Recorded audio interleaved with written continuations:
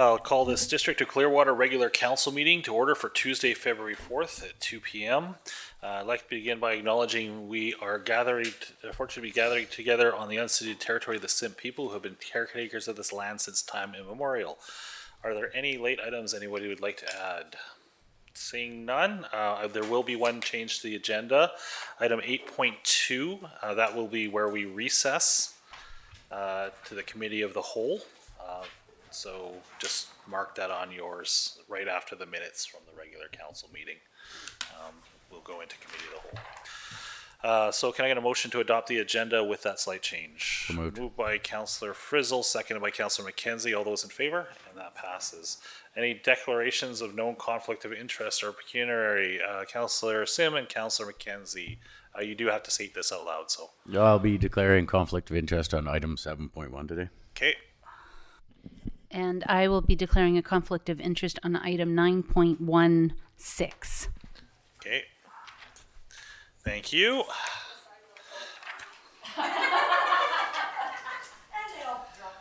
Hold on. So, Councillor Sim on 6.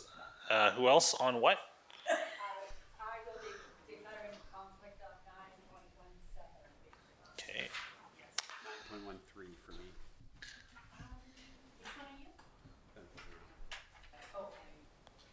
And actually, I might have to first set another one because I got hired to do something early. On the half marathon? No, the person who wanted. Oh. Yes, if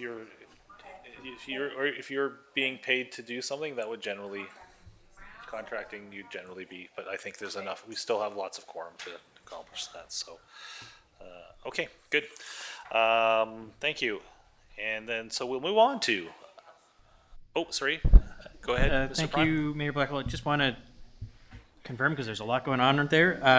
So Councillor McKenzie, item 7.1, Councillor Sim, 9.16. We had Councillor Frizzle, 9.17.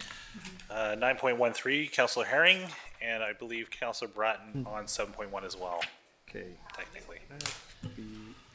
Do we need Thank to you. declare why?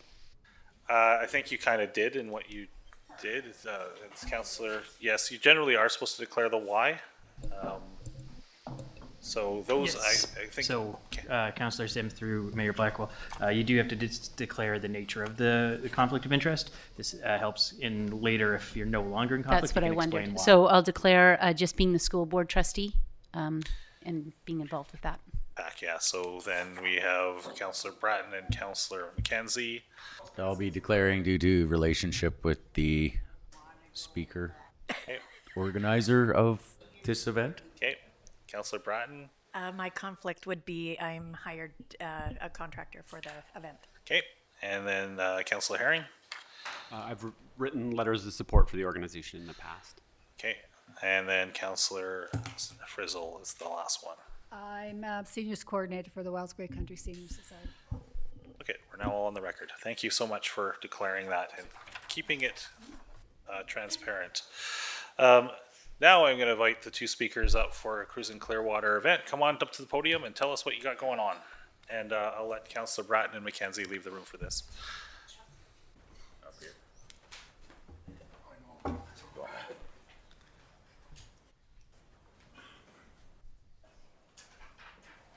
We're live? All right. So good afternoon, Mayor, Council, District staff. I'd like to thank you for taking the time for this delegation. I'd like to ask, have you all received a copy of the proposed event? We have. Yeah, right. I won't need to hand it out then. So for those of you that do not know me, my name is Ryan McKenzie, and together alongside Colt and Darlene Bond, numerous dedicated enthusiasts, volunteers, and a tank full of community support have created Cruising Clearwater. The right thing to do in the most uncertain of times, 2020, right? Starting as a food bank fundraising classic car town-wide cruise embracing community spirit has, 5 years later, grown into a weekend-long event showcasing our town and surrounding areas, including our own backyard park. Many local businesses, even those from outside of town, donate prizes to help to help drive up attendance as well as advertise. We bring many automotive enthusiasts, to town from as far as Houston, BC to Salem, Oregon. And our efforts since 2020 have raised over $50,000 for the Clearwater and District Food Bank. We have no desire to stop anytime soon, and as our event grows, so does our need for space. And what we are proposing is to close a piece of road on the old North Thompson Highway to host our event in front of Dutch Lake Beach for 2025 on August 24th. Our community is in need of another win. Cruising Clearwater is that win.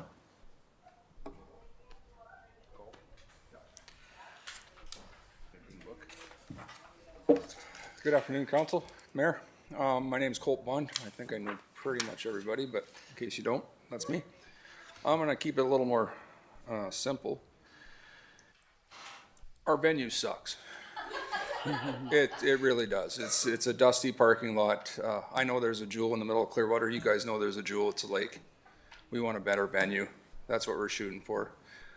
We have more support this year from larger sponsors, more donations coming in. We're in throes of partnership up with the Clearwater District Food Bank right as we speak.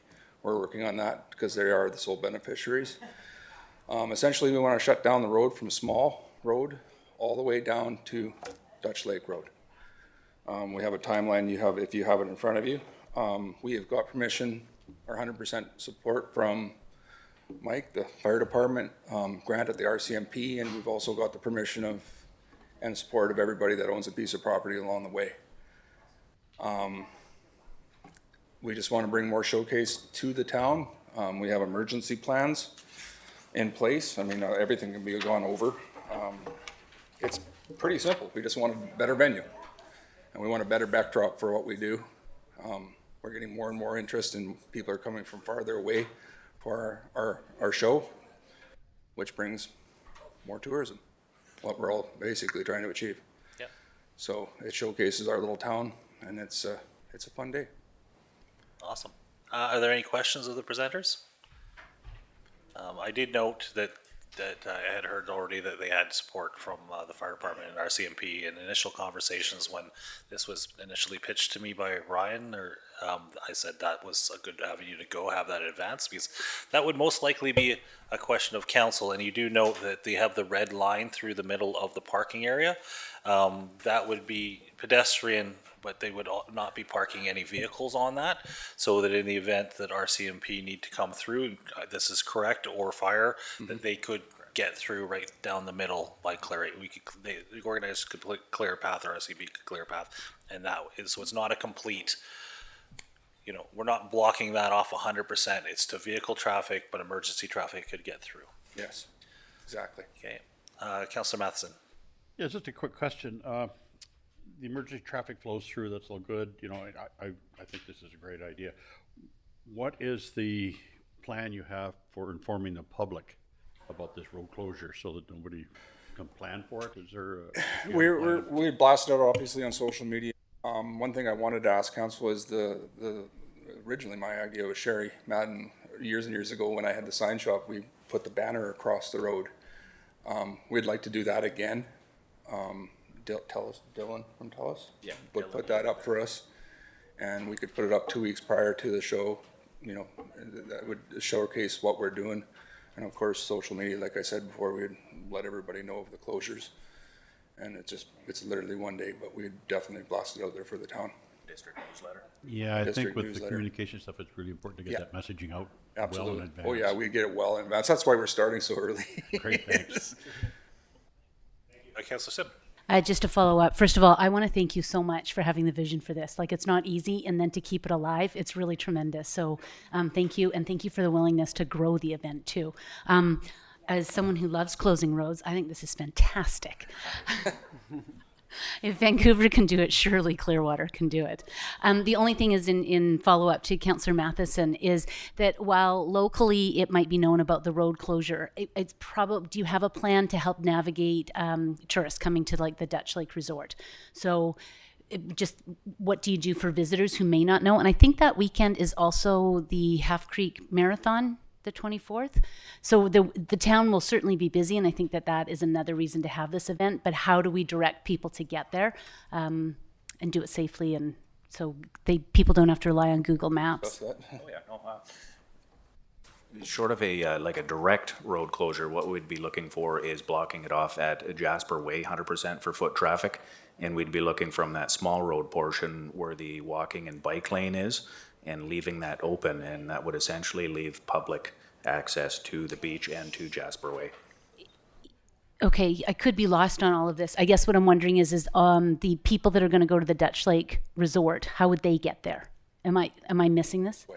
From this way, like we want to bring, like when we bring even the cars in, we want to bring them from this way, simply because if we brought them from the highway side, it would just cause a big bottleneck. Right? And I So- agree. So how are you going to direct people, because they're all on their Google Maps? They're not going to Yeah, know. true enough. And so there's gonna have to be some support to get them to their next one. I mean, let's be honest. How many times have we seen them turn weirdly at the Wellsgrey Inn? So just having that, so that you are actually facilitating that, and likely working with some of those resorts down there. So anybody who has reservations, they can make that traffic amendment at time of reservation. We can do that too, for sure. Yeah, thanks for bringing it up. And it is, go ahead if you have more. Oh, just this is something to revisit for that and reach out to those businesses, and maybe we can have that in their booking plans and everything already. Just for that day. kind of thing. Yeah, even signage that says, alternate route or something like that. Also maybe go slow, especially given that there's natural speed bumps over that bridge. Yeah, no, thank you. And that's great that you're doing this so far in advance, because those are the little details that sometimes we go, right. Yeah, I never actually thought about that one. Further questions? Councillor Matheson again? Yeah, I just think it's a great idea. It's a great usage of our area, and I think it'll add to the town. I'm really looking forward to it, actually. Do you have any idea which kind of vendors are going to be coming? We did have some like custom cartoon vendors coming there last year. They draw your car out while you're sitting, waiting, watching. They take orders. They come back. We got a higher budget this year, so we're working on getting more people like that here to kind of showcase the car culture and our area. Great, thanks. In fact, if you notice on our map there, we'd like to actually invite council down there with your tent, like you do for Canada Day, down to the beach. Little add on there. Yeah, well, Might have we my could work third on card done by then, so you know. Councillor Frizzle. Just a quick question on how many cars do you expect to be there? 'Cause how many have you had in the past? So we've had anywhere from 90 to 212. I think last year we got just over the 200 mark as well, right? 210. It seems to me this would draw more, because it'd be more of a showcase. I think so. I've went and walked it with a measuring wheel. We can fit around 200 just around there. We do have the potential for overflow in the new district parking. It's dusty, but if you're late, Mr. Prime, did you have a thought or a question? Yeah, just advising council that this would be something that staff could bring back, depending on timelines for the delegation, but we're thinking the first meeting in March 4th, to give time. We'll need to work with them on a traffic management plan and the permitting. Yeah. Okay, so we'll come back for council support for March 4th meeting. Okay, thank you. Okay, if there's nothing further, thanks for coming and presenting. I think this is a brilliant idea, and the sooner we get this information out in the public, the more people can adjust or plan to participate. But yes, showing off Dutch Lake and having cars and stuff there, I think we don't spend enough time showing off that gem in the middle of our town. Absolutely. So thank you for doing this. Okay. thank you for your time. If you can let the two out in the hall there know that they're allowed to come back in on your way out, that would be great. So, Mr. Prime, does that need council direction? Councillor Sim through Mayor Blackwell. No, that's normal procedure business after delegation, that we would come back at a subsequent meeting if they were making a request. They're going to come back. Is that what you're saying? We would come back. Normally, Staff staff would would come back with a report if they had a request. One just never knows when we direct staff for a report and when you just know what we're thinking. So, marvelous. Okay, moving on to 8.1, minutes of the regular council meeting held January 21st, 2025. There is a recommendation that they be adopted as presented. Any errors or omissions? And if not, can I get a mover and a seconder on them? Moved by Councillor Matheson, seconded by Councillor Bratton. All those in favor. And then we will recess the committee of the whole and and go into the workshop for finance. Just get my paper here. Wait for the other two to get back in the room.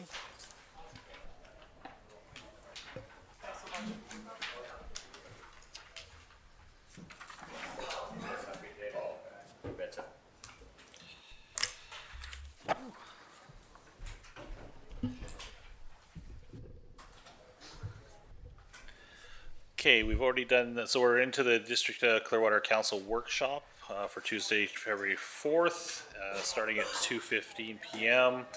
We've already done a territorial acknowledgement, acknowledging that we're on the land of the Simp people, caretakers of the land since time immemorial. Item 3.1, suspension of the rules for council workshop.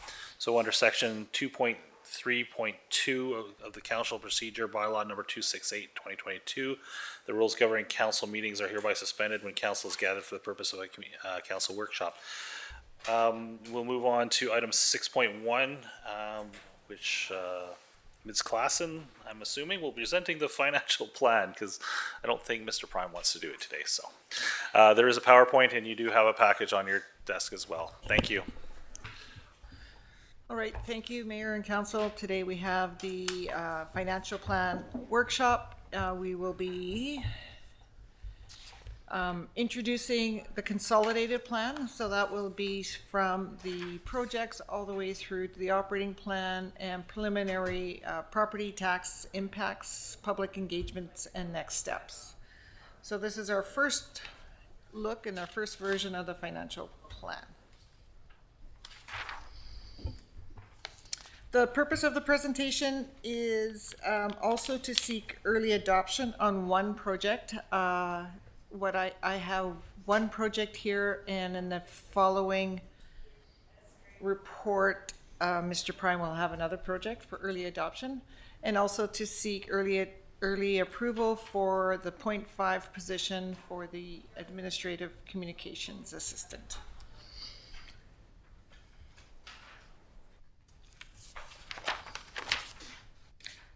The financial plan policy provides us with objectives for council to consider when building the financial plan.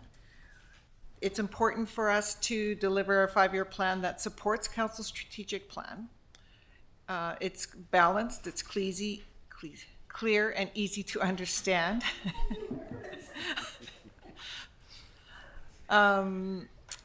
It maintains the district's assets as well as implements new priority projects. And it's a financial plan that is sustainable and predictable. The financial plan should consider our master plans and align with future plans that we may have. Some of the principles that we have aligned with our project is to ensure that the goals and public policies and core guiding documents are considered while putting the financial plan together. We encourage innovation,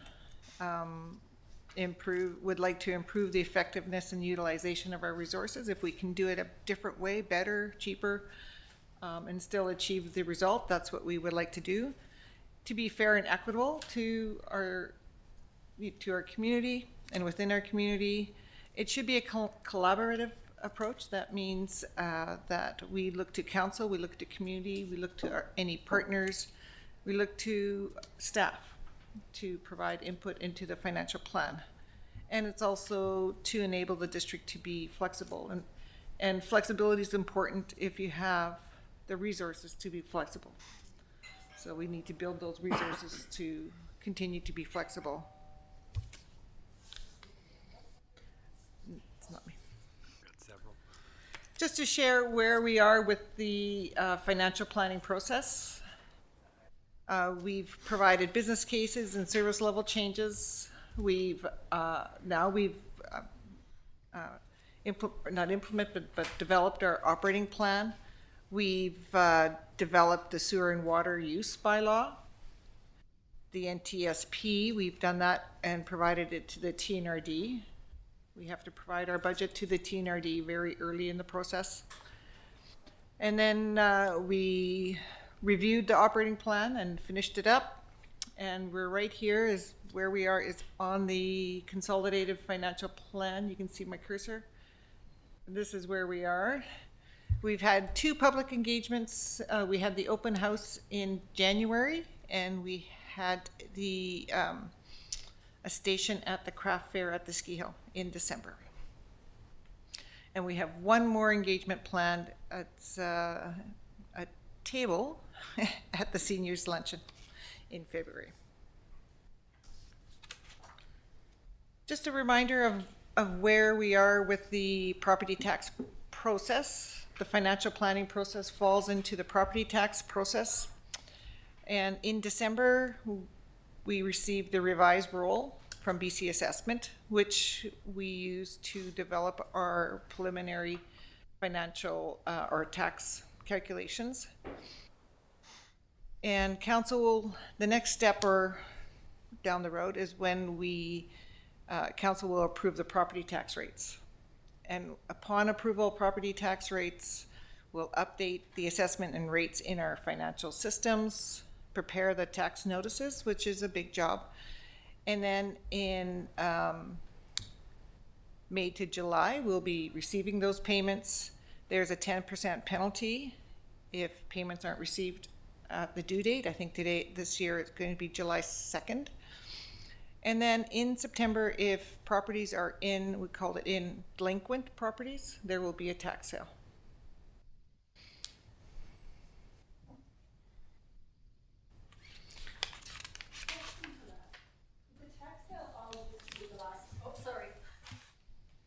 The tax sale used to always be the last Monday in September, but now is there not that stat holiday? Indigenous Day. So that's why it depends where it lands, right? And that's why this year was in October. It's the following Monday. Okay, so it's not necessarily a Monday, the No. holiday. Oh, okay. It just depends how everything lines up. Okay, thank you. Just a reminder, these are the 2 early approval or resolutions we're looking at. Just want to give council an idea of the resolution before we get into the financial plan.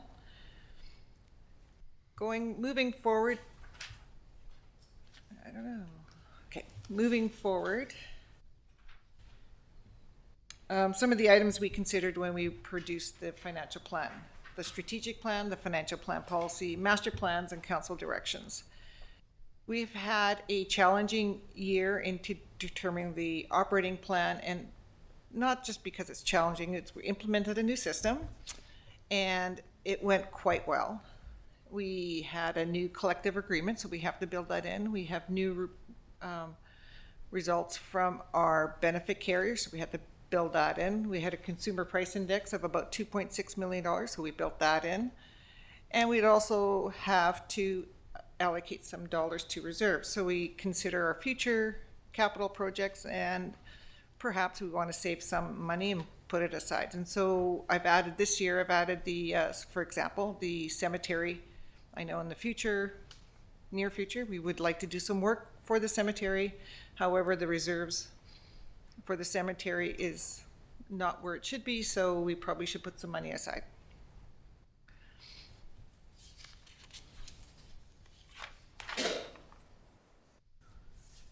And at this time, this year we used the Questica financial or budgeting tool, and it was a pretty good experience from my point of view, but I'd like to thank everybody that put all their efforts trying a new software. It's never easy, and staff did an awesome job, and they were eager to put all their information in there. We still need to use that software to hold all the information, but I think it could be a real win for the district in making things a little bit more streamlined and having one place to store the data. I also like to just shout out to Andrea Tobin. She was the person, our senior accountant, who's been supporting our team, and she's really helped us along and did a lot of training and support for all our staff. So it was definitely a team effort to bring this budget together. But saying that, the budget managers are responsible to enter all their financial data. And upon that, they promote it and it gets reviewed by their manager or the CAO. Upon that, it gets reviewed by the financial department, and then it gets reviewed by the CAO again.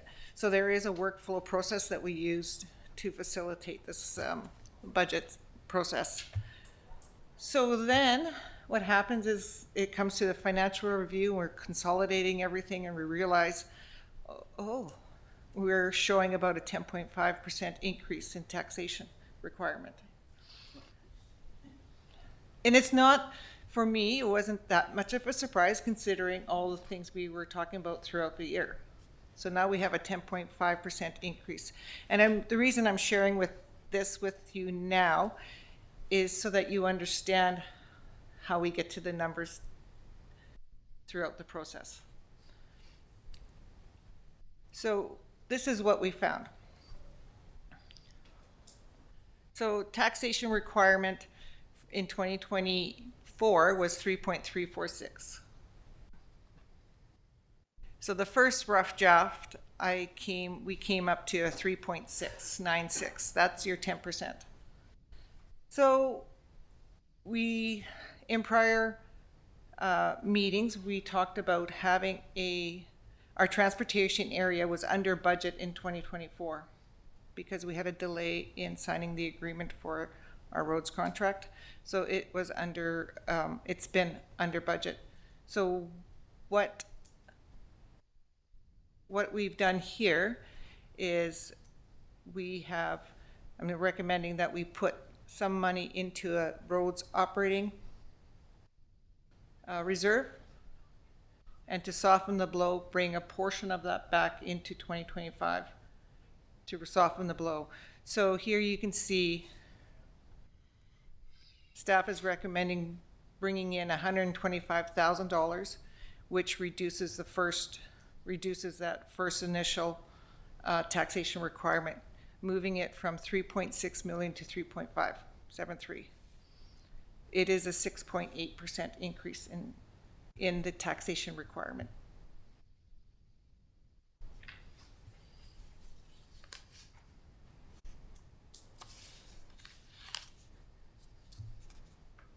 Everybody understanding that? Or questions on it? Okay. I can explain it again if it's... So, So in 2024, our budget for the roads contract was $600,000. And it only came into $360,000. So I'm suggesting putting that delta or that difference into a operating reserve, holding it aside, putting it into savings. I'll bring it back. We can bring it back in 2025 just to soften that blow a few percent. Yeah. We kind of talked about that earlier in an earlier meeting, but I've just put it in paper here so we can see how it would work. Which I think sounds really reasonable. What I'm wondering about is that I'm reading a 6.8 and then in 2026 a 4.5. Is that correct? That's what we're seeing right now. If we just held, right? Like if we didn't add anything for next year. So I'm wondering, like, what's the bigger bump that we would see for this year that we wouldn't anticipate seeing for 2026 and 2027? Like if the goal is, to sort of be accountable and do that, this is what we would put out to the public. But why wouldn't there be a bump in 2026? So is it the starting point of the contract, or is it just things? In 2025, there is our first contract. Is that what you're asking? No. I'm asking, what is it in the numbers between 2025 and 2026 that would only see a 4.5 tax increase? So what we're seeing is that the contract, you're already bringing in a portion of the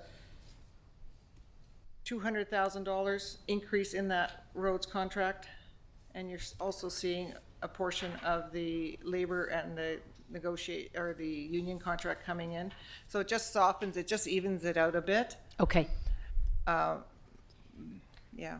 So this is the first full budget year of the new union New contract and the new roads contract. Yeah. So we're absorbing that into the system, and then it starts to, with, I'd also assume since we go to 6.8, that helps out next year because we started a new benchmark. Yeah, and I think that that's an important understanding is that it's the reset now, so that it's not like we're reducing, but we are establishing a new baseline. Yeah. That is that's what I'm figuring out right now too. Yeah, thank you. Any further questions on that? Just keep going, Ms. Clausen. Thanks.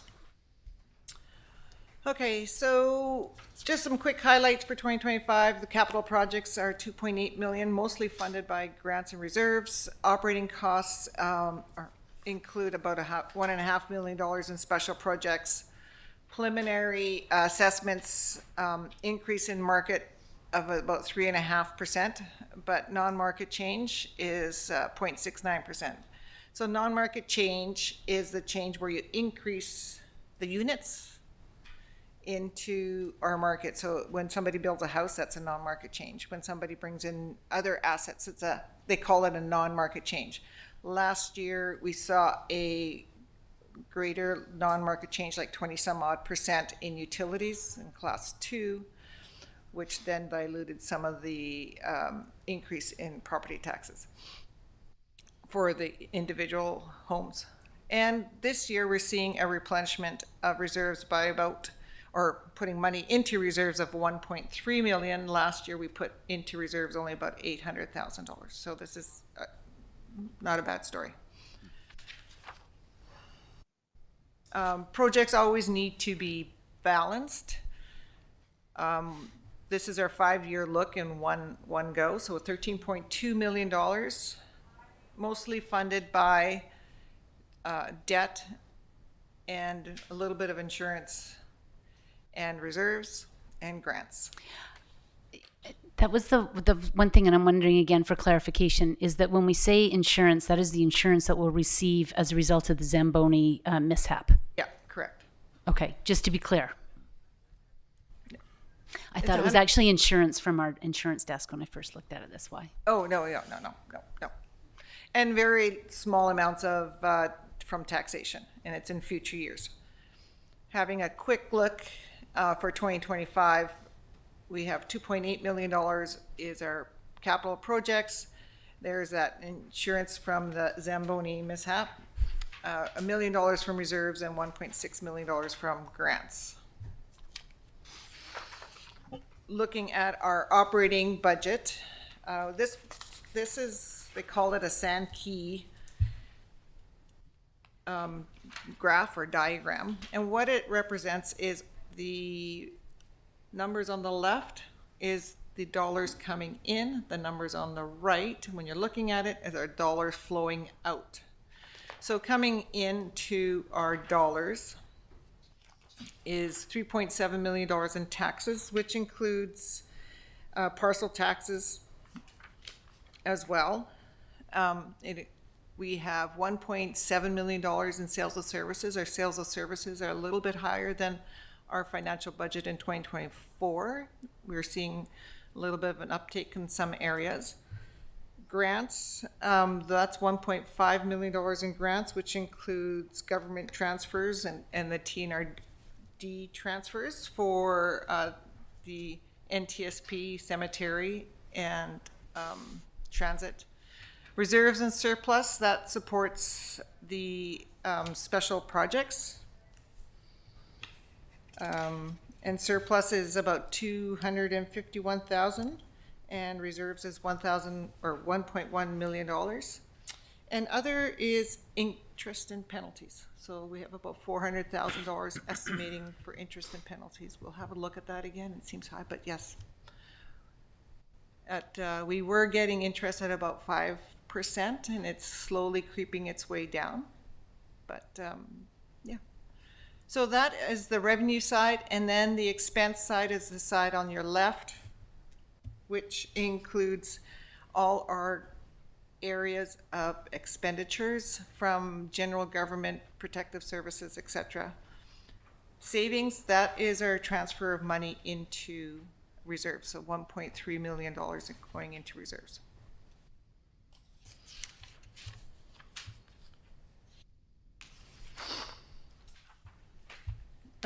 Just some changes in our assessments in 2024. Our total assessments were 566 million, and in 2025 it's 592 million, and it's based on our completed roll.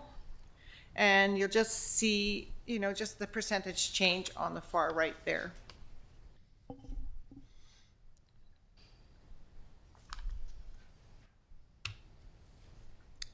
And those are basically market changes.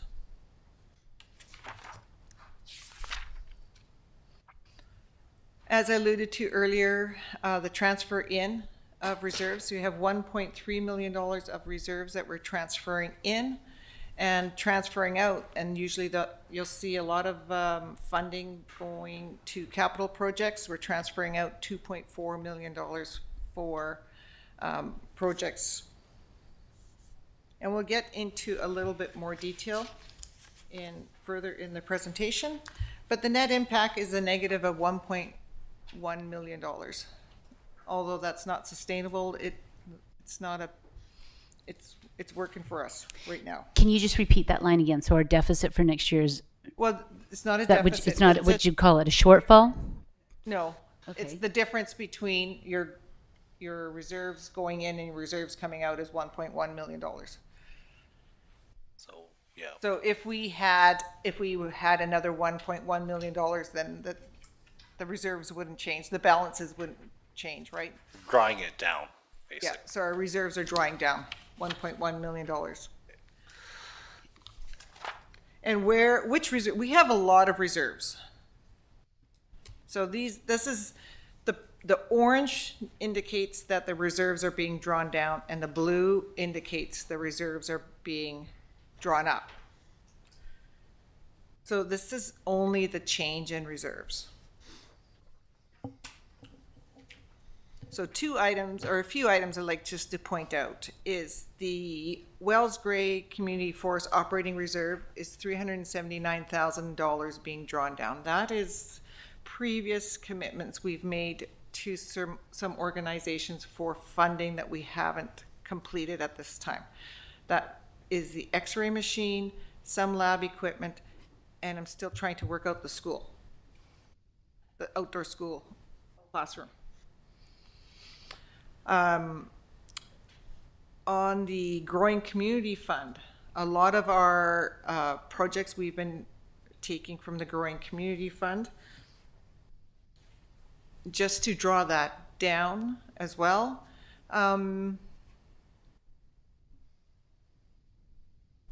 Across the way there, you'll see something called Roads Operating Reserve, negative 75. So that is that reserve I suggested that we put money into in 2024 at year end, and we'll draw some of that down. That's what that's doing there.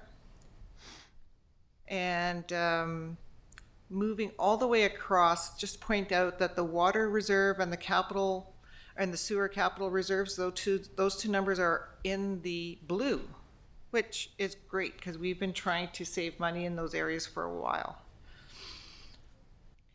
And the far right is the total unrestricted general reserve, so that, or surplus. So there's not so much coming out of surplus because we like to keep our surplus for emergency purposes, but every once in a while we need some money just to take care of an unplanned project or something we need to do right away. So that's what that is.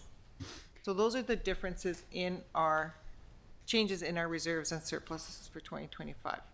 If I may, to go to the Growing Communities Fund, and that was a one-time funding Yes. from the government, and it looks like that we were granted, what, 1.2, is that right? 1.5. 1.5, okay. So 1.5, and we've drawn from it 810,000. And I may be skipping ahead, but does this budget include the balance for that? Or is that being something that's sort of being held and then staggered? Like how are we going to use the remainder of those funds? So we're using those funds, like at the end, if everything went I haven't done the year end yet, so I have to do those fundings, but if everything went according to its plan, we would have about $300,000 left at the end of 2025.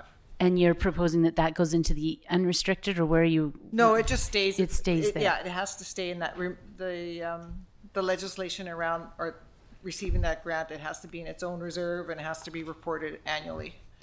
And then does this budget include for that 300,000? No, it just would stay, no, we're just drawing it down. Okay, so no plans for that 300,000 at There's this some point? plans in the future. This is only looking for 2025. There was some plans in the future, projects we can look at that we would plan to draw it down a little further. Okay. Okay.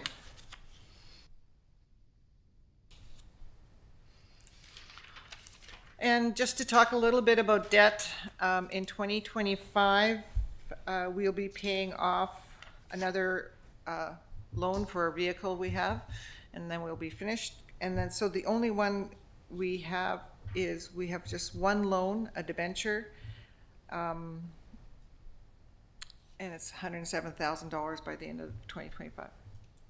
Silly question. What the heck's a debenture? What's that used for? What is it? Venture? Is that what we're asking? Yeah, it's for it's a long-term debt we have, and it's been for about 10 years, I think, and it's.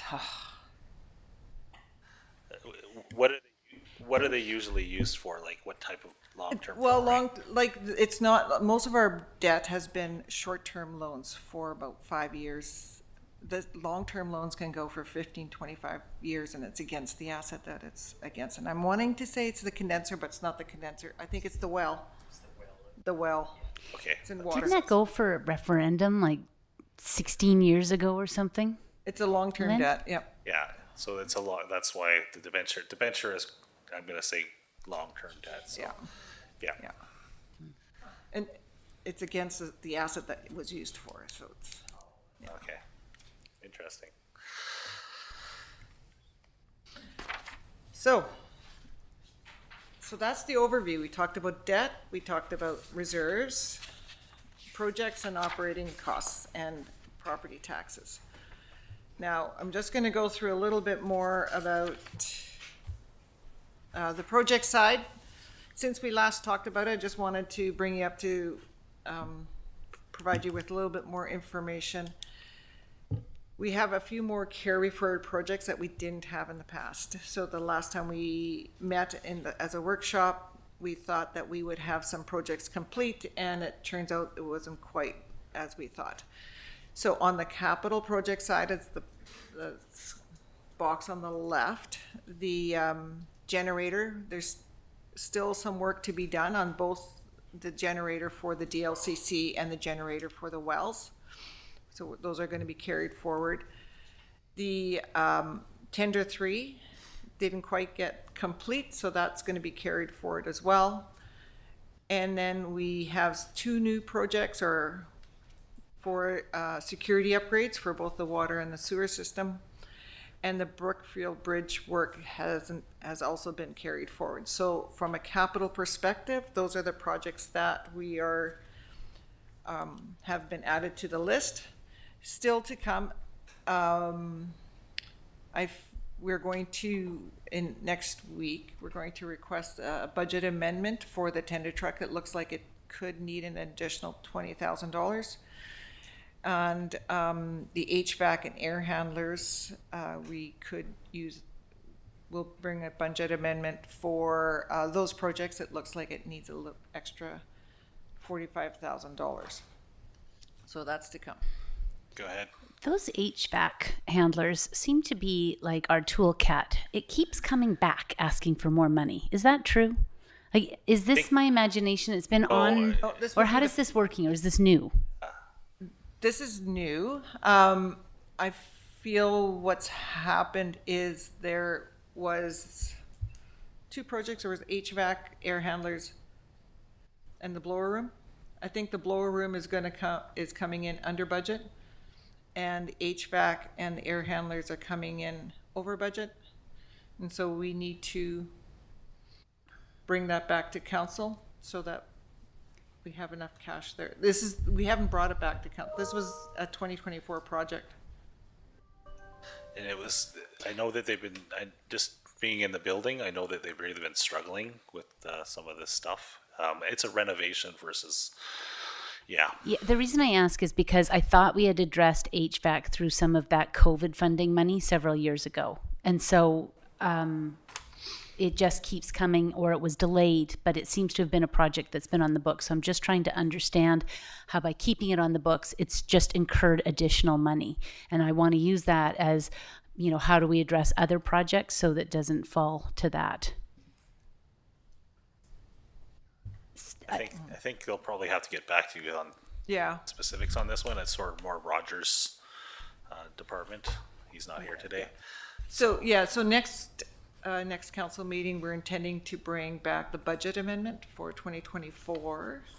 Throughout the year, council has provided us several resolutions to amend the budget. We're bringing it back to consolidate those and bring it back to amend the budget formally as a bylaw, and we'll bring this back as well.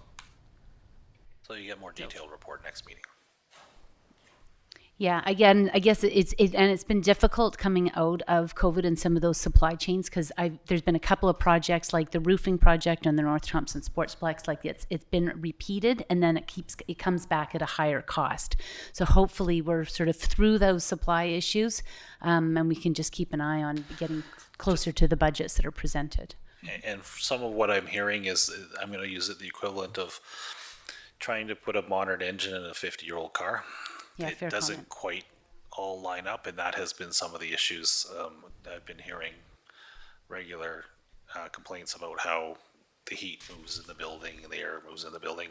So some of it I'm quite sure is that, but I'm quite sure Roger will be able to explain it. Okay, no, it's good, thanks. Thank you. And just wanted to review the special projects on the right-hand side. The Medevac helipad master plan is a new project that we're added to the financial plan. The public notification and evacuation route is also a new project. It's grant funded. The Emergency Operations Center equipment and training, it's also grant funded, a new project. And the emergency program review is new. It was brought to council and council approved that, and so we've added that to the project. Also to come to council is a project called the Initial Attack Crew from the fire department, and that will be coming to council next council meeting. Is that correct? Yeah. Just a question on that initial attack. Will that come as part of like a 5-year plan? Like, how does that program get funded over for 5 years that we can be incorporated? It should. Yes. Councillor Sim through the mayor. Yes, it would have a full 5-year plan.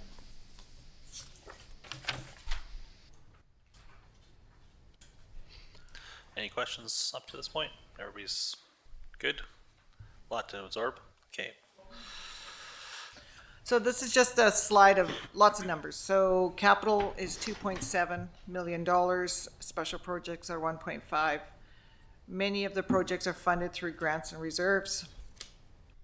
In both 2025, for both the special projects and the capital, none of them are funded through taxation. Capital projects for a 5-year plan is $13.2 million, and special projects for a 5-year plan is $2.6 million.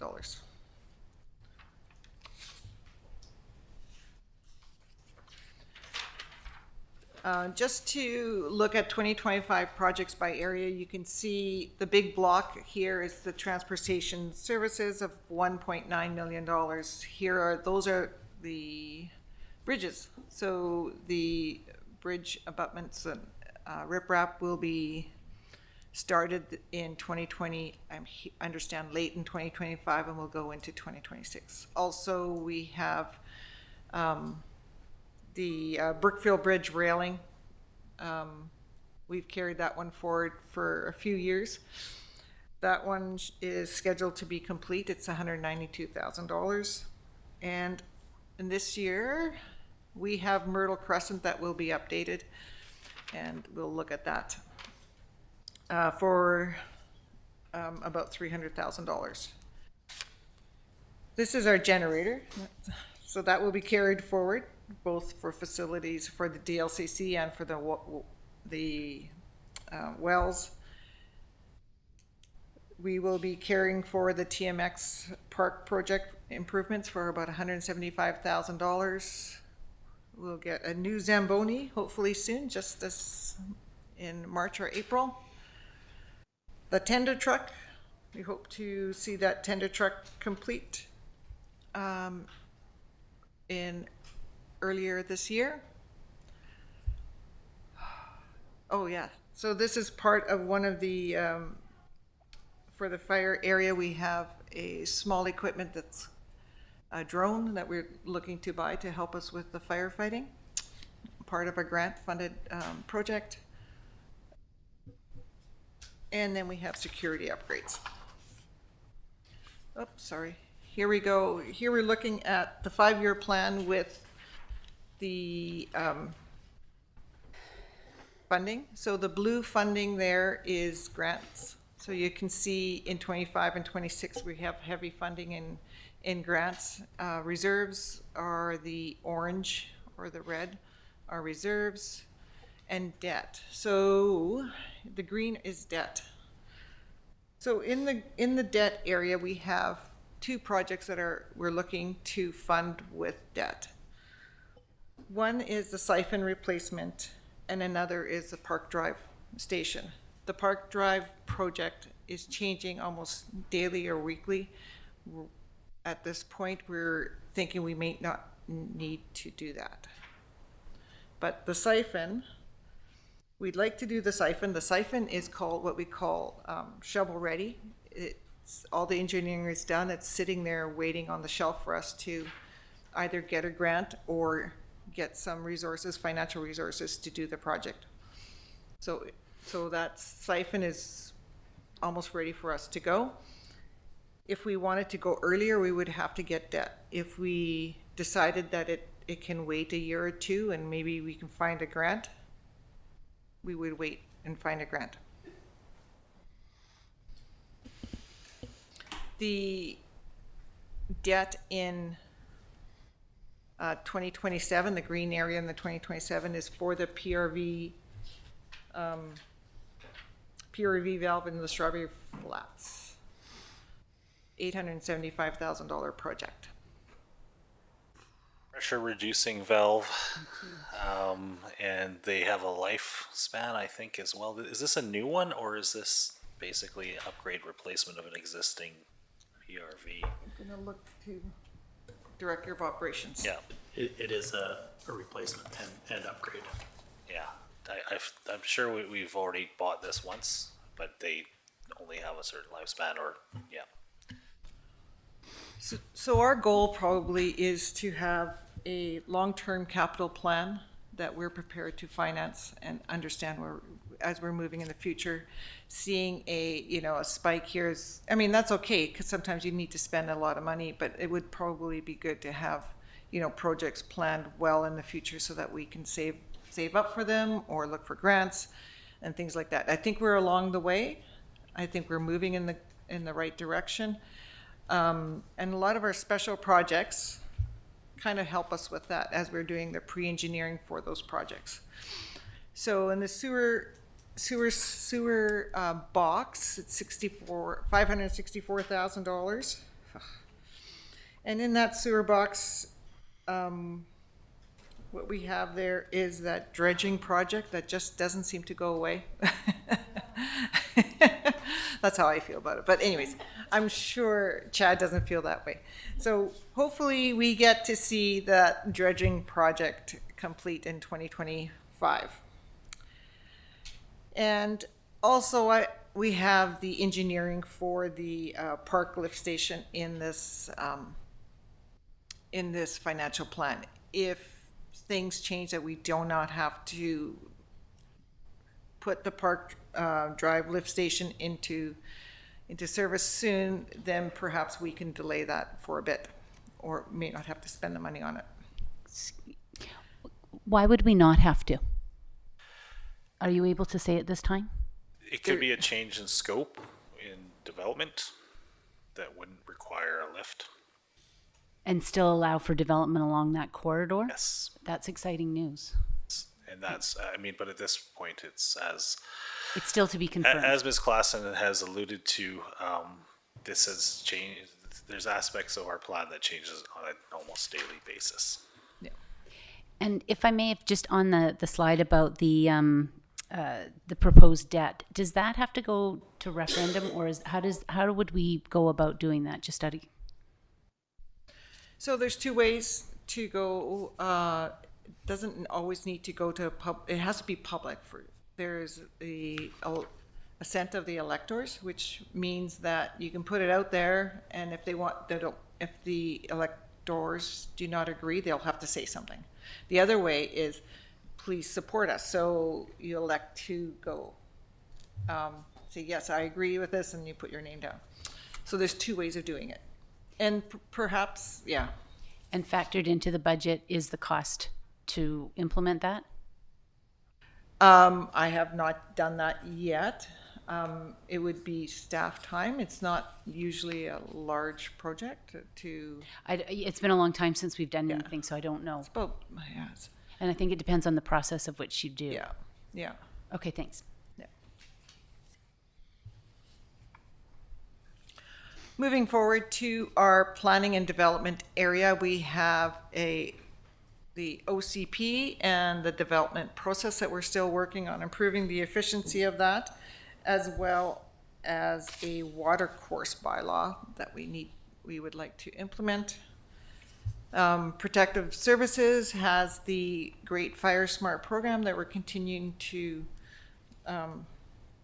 move forward with, and the evacuation route program as well. The Medevac helipad engineering, the climate action plan, the yellow iris project to remove the yellow iris, and of course the roadway assessment truck. So those are some of our major highlights for the special project that we are thinking about, and most of these in 2025 are going to be funded by grants, 616,000 by grants, and 649,000 by reserves, and $250,000 by surplus. In 2026, again, we're looking at surplus and we're looking at grants to support, and reserves, to support the projects that are in 2027. Again, I'd like to see some of these projects have more of a steady approach, but we're working through that and trying to make more of a long-term plan.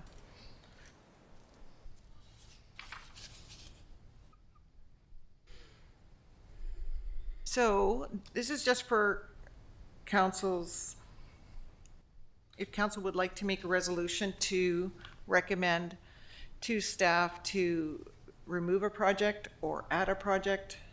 I just want to provide some words there for you just in case you would like to do that.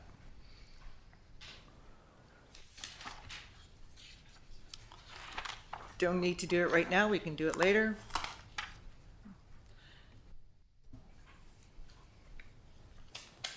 Moving into the operating plan.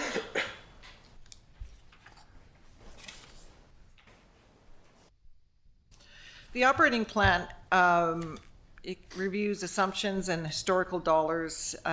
Management provides operating costs, and then we consolidate it and we review it. It's we add the special projects into the operating day-to-day. Oops. And now it's at review and approval with council. And all of that has been done in the Questica budget software. And it's been workflowed and reviewed by the CAO. So operating costs without special projects, same as the other graph we had. So the $3.7 million in taxes supports our operating costs. 1.7 of sales of services, that includes everything from septage, fees for the recreation and things like that. Grants, $900,000 in grants to support our project, our items. It includes things like, whoops, don't know what's going on.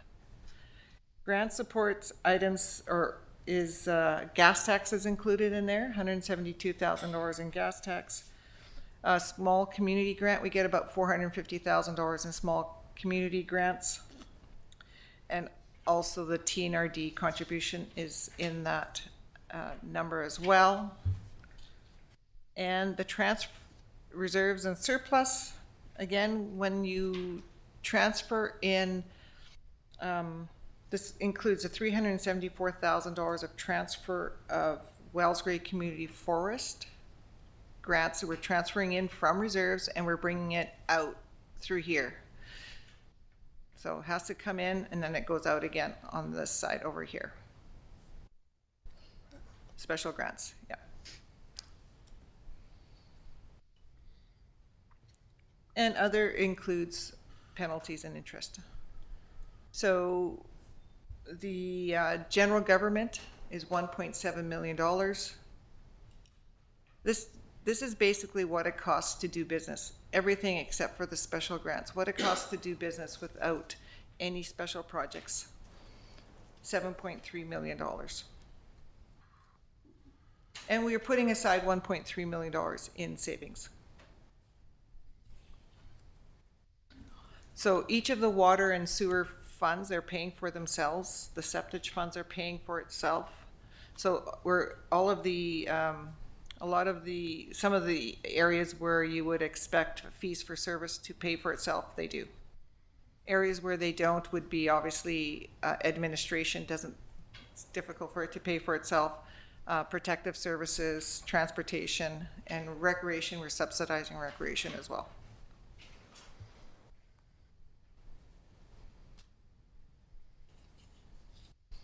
So this is the net operating cost by area. So to the far left is your general government, and you move your way through to the right with protective services, transportation, cemetery, parks and rec, planning and development, north NTSP, sewer and water. And sewer water seems to be pretty stable there, which is great. NTSP is pretty stable too, because they have now been, they don't have to pay debt anymore, so whatever, they were able to absorb a little bit extra there. Planning and development, it looks like we don't have a lot of those small grants that we had in the past, like the wayfinding grant and things like that. So those are basically, most of those are complete, so we don't have those projects there. Parks and recreation, we just see a little bit of a uptick there to do with the cost of living with the contracts. Septage and cemetery, not a lot of movement there. Is basically the maintenance of the cemetery. We're seeing a little bit more maintenance in 2025 than we did in previous years. Transportation, that would be the roads contract and salary and wages, and in general government, salary and wages. Go ahead, Councillor Bratton. With the cemetery, in the group that was put together, there was lots of adjustments for the cemetery to bring up, to bring to us. Where did that all fall? Like, will there be changes coming through? No? Adjustments in Adjustments what sense? Maintenance? Upgrades. So we have in our capital project, we have $100,000 for the cemetery that project still needs to be developed, I feel, to make sure it includes everything that was intended during that cemetery committee. Okay.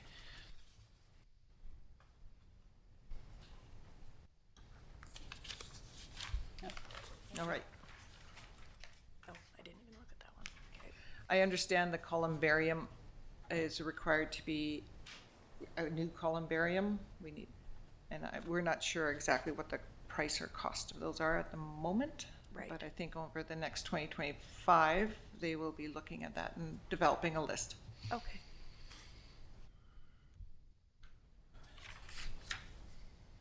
Okay?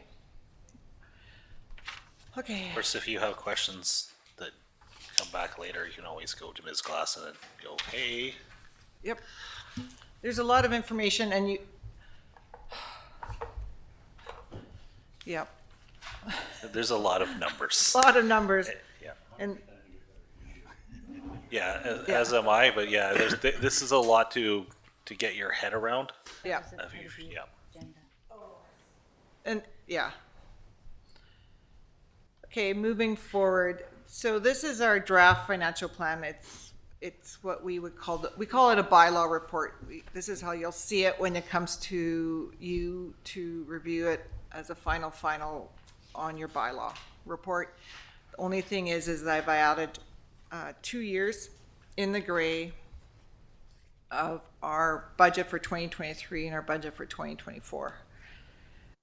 And I'm not sure if you would like me to go into a lot of detail here, but there's some information there that there's just a lot of numbers. For the transfer from capital equity, that is amortization. So there's no dollars into the 2025 to 2029. I have not looked at amortization at this time. So don't get hung up on that. When we go into the a future budget meeting, we'll get that complete and we'll fill those in. And the next slide is basically the expenses side. So this is your revenue side and this is your expenses side. And it includes all your projects and your expenses. You can see your debt and your interest payments, and your principal payments, and your capital expenditures for each of the years that we have in the financial plan, and the cost of each of the services that you provide to the community. And they will go up and come down based on what kind of projects they're doing inside each of those services.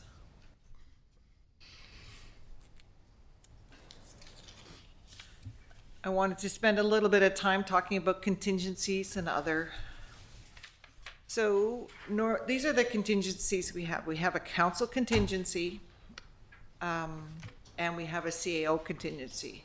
Council contingency has been as high as $80,000, and this year I've left it at $40,000 based on what we had last year. CAO contingency is $10,000. So together those two are 50. The grant and aid is $33,000 and the retention and recruitment is $15,000. So we have $98,000 together there, just totaling those line items. And the ones in the middle column is what we have in the budget. CAO has asked a recommendation to increase his contingency to about $25,000, and we would request that we could take it out of council contingency. So, and that's, if council would like to talk about that, or if council would like to approve that, that would. Questions on that? Well, he's asking to reduce the council contingency by $15,000 and increase the CAO contingency by for $25,000. we need to have a discussion on that for council contingency, because one of the reasons we got to the point where could be at $25,000 this year is last year. Most of you forego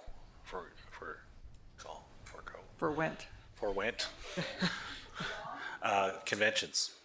We would spend a considerable amount of money attending conventions, SILGA, UBCM, things like that. The one or two that half of us or all of us went to. So, you know, I'll be going to UBCM and probably SILGA this year, and another one funded by the TNRD. But we have to have that conversation at some point, whether or not you're going to continue. The rest of council is going to continue the practice of, as they did last year, of not going to conventions, or do we need to say 2 every year, go to select conventions, or space it out some other way? Councillor Herring, did you want to speak to that? Question. So are we paying for conventions solely out of council contingency? Or did we have a council education fund? Are we paying for conventions solely out of council contingency? No, we're we not have a budget for that. as well, but it kept things down. I'm just gonna look to see what that is.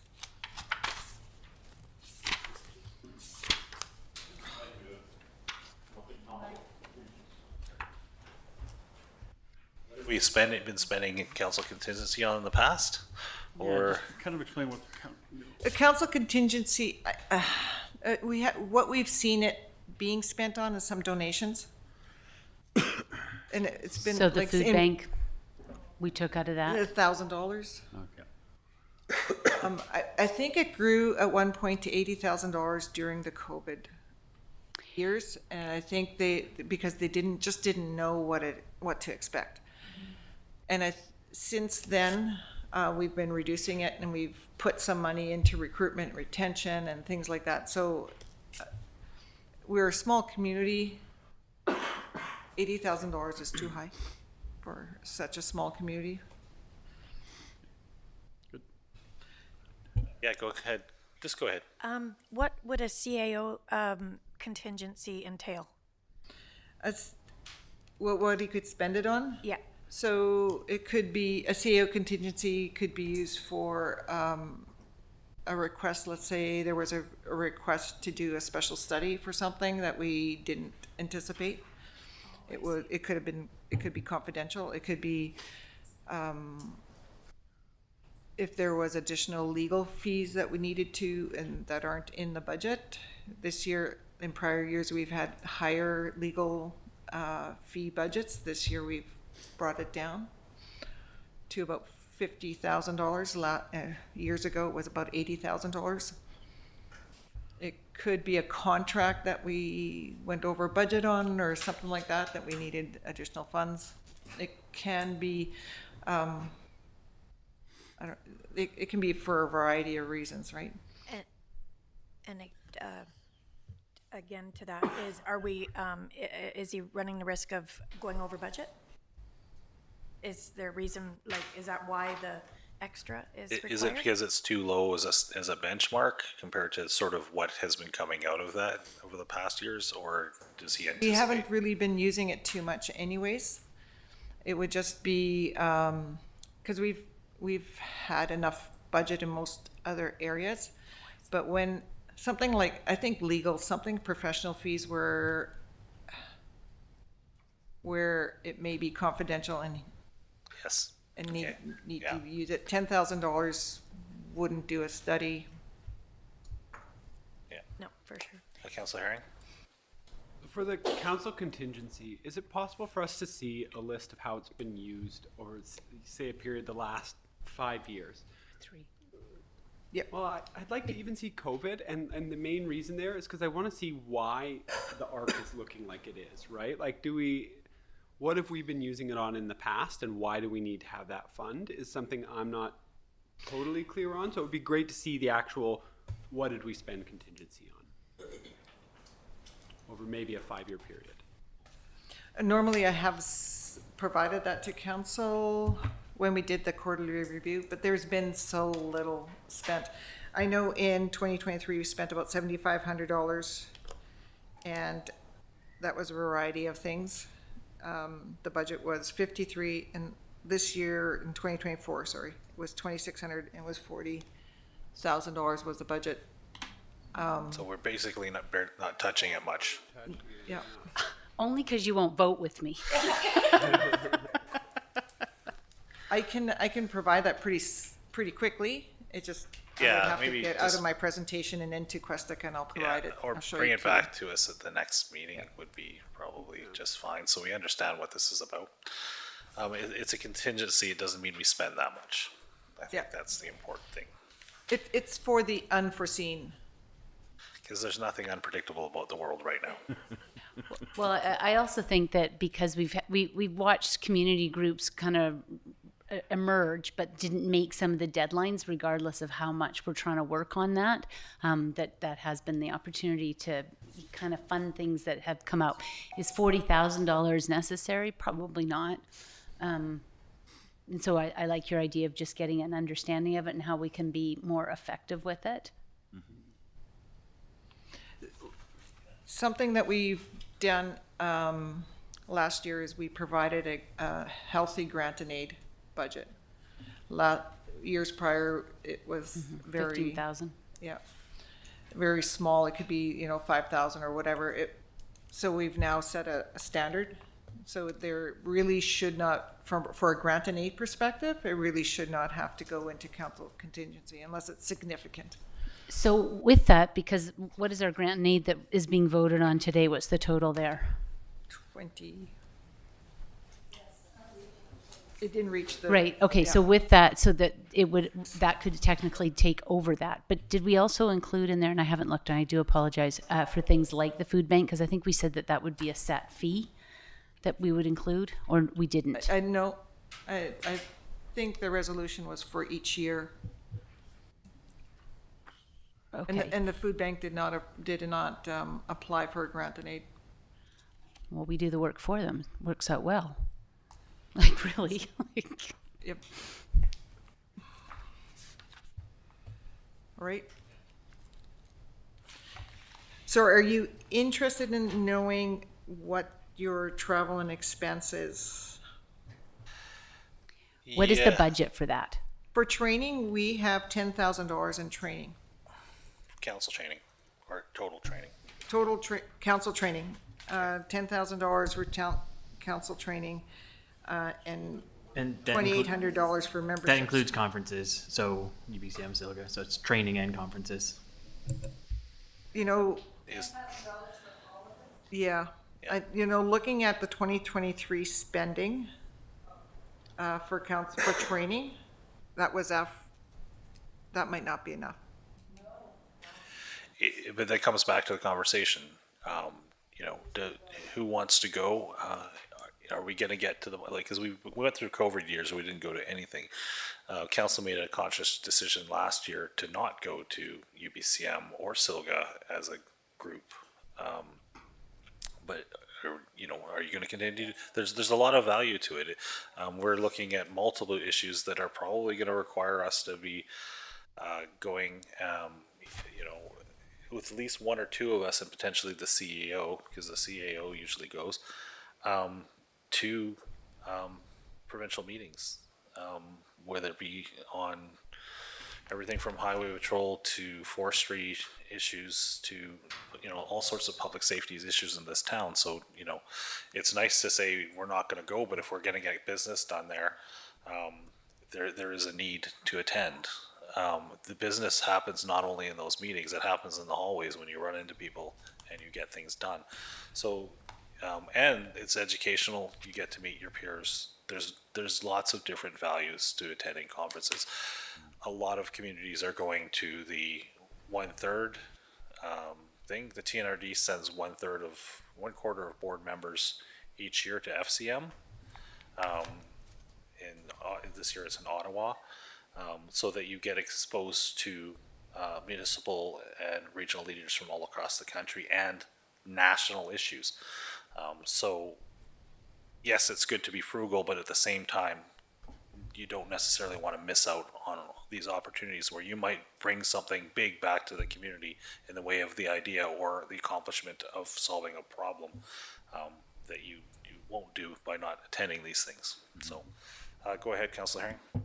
So for me, like, I definitely see the value in something like UBCM or SILGA, especially because like we keep talking about advocacy as being like a huge priority, and that's primarily our entryway into it.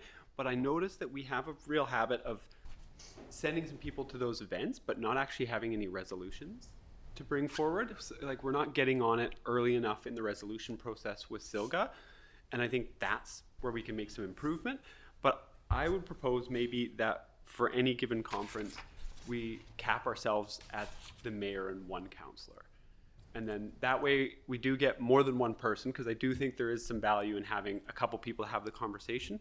I just hesitate to send 6 of us to UBCM to pay for crazy hotel rates that get jacked up by the time they've announced UBCM is happening, right? Like, what was hotels in Vancouver last time? Like $10K is probably one person to attend UBCM. I think it was way better than that. No. We're 3?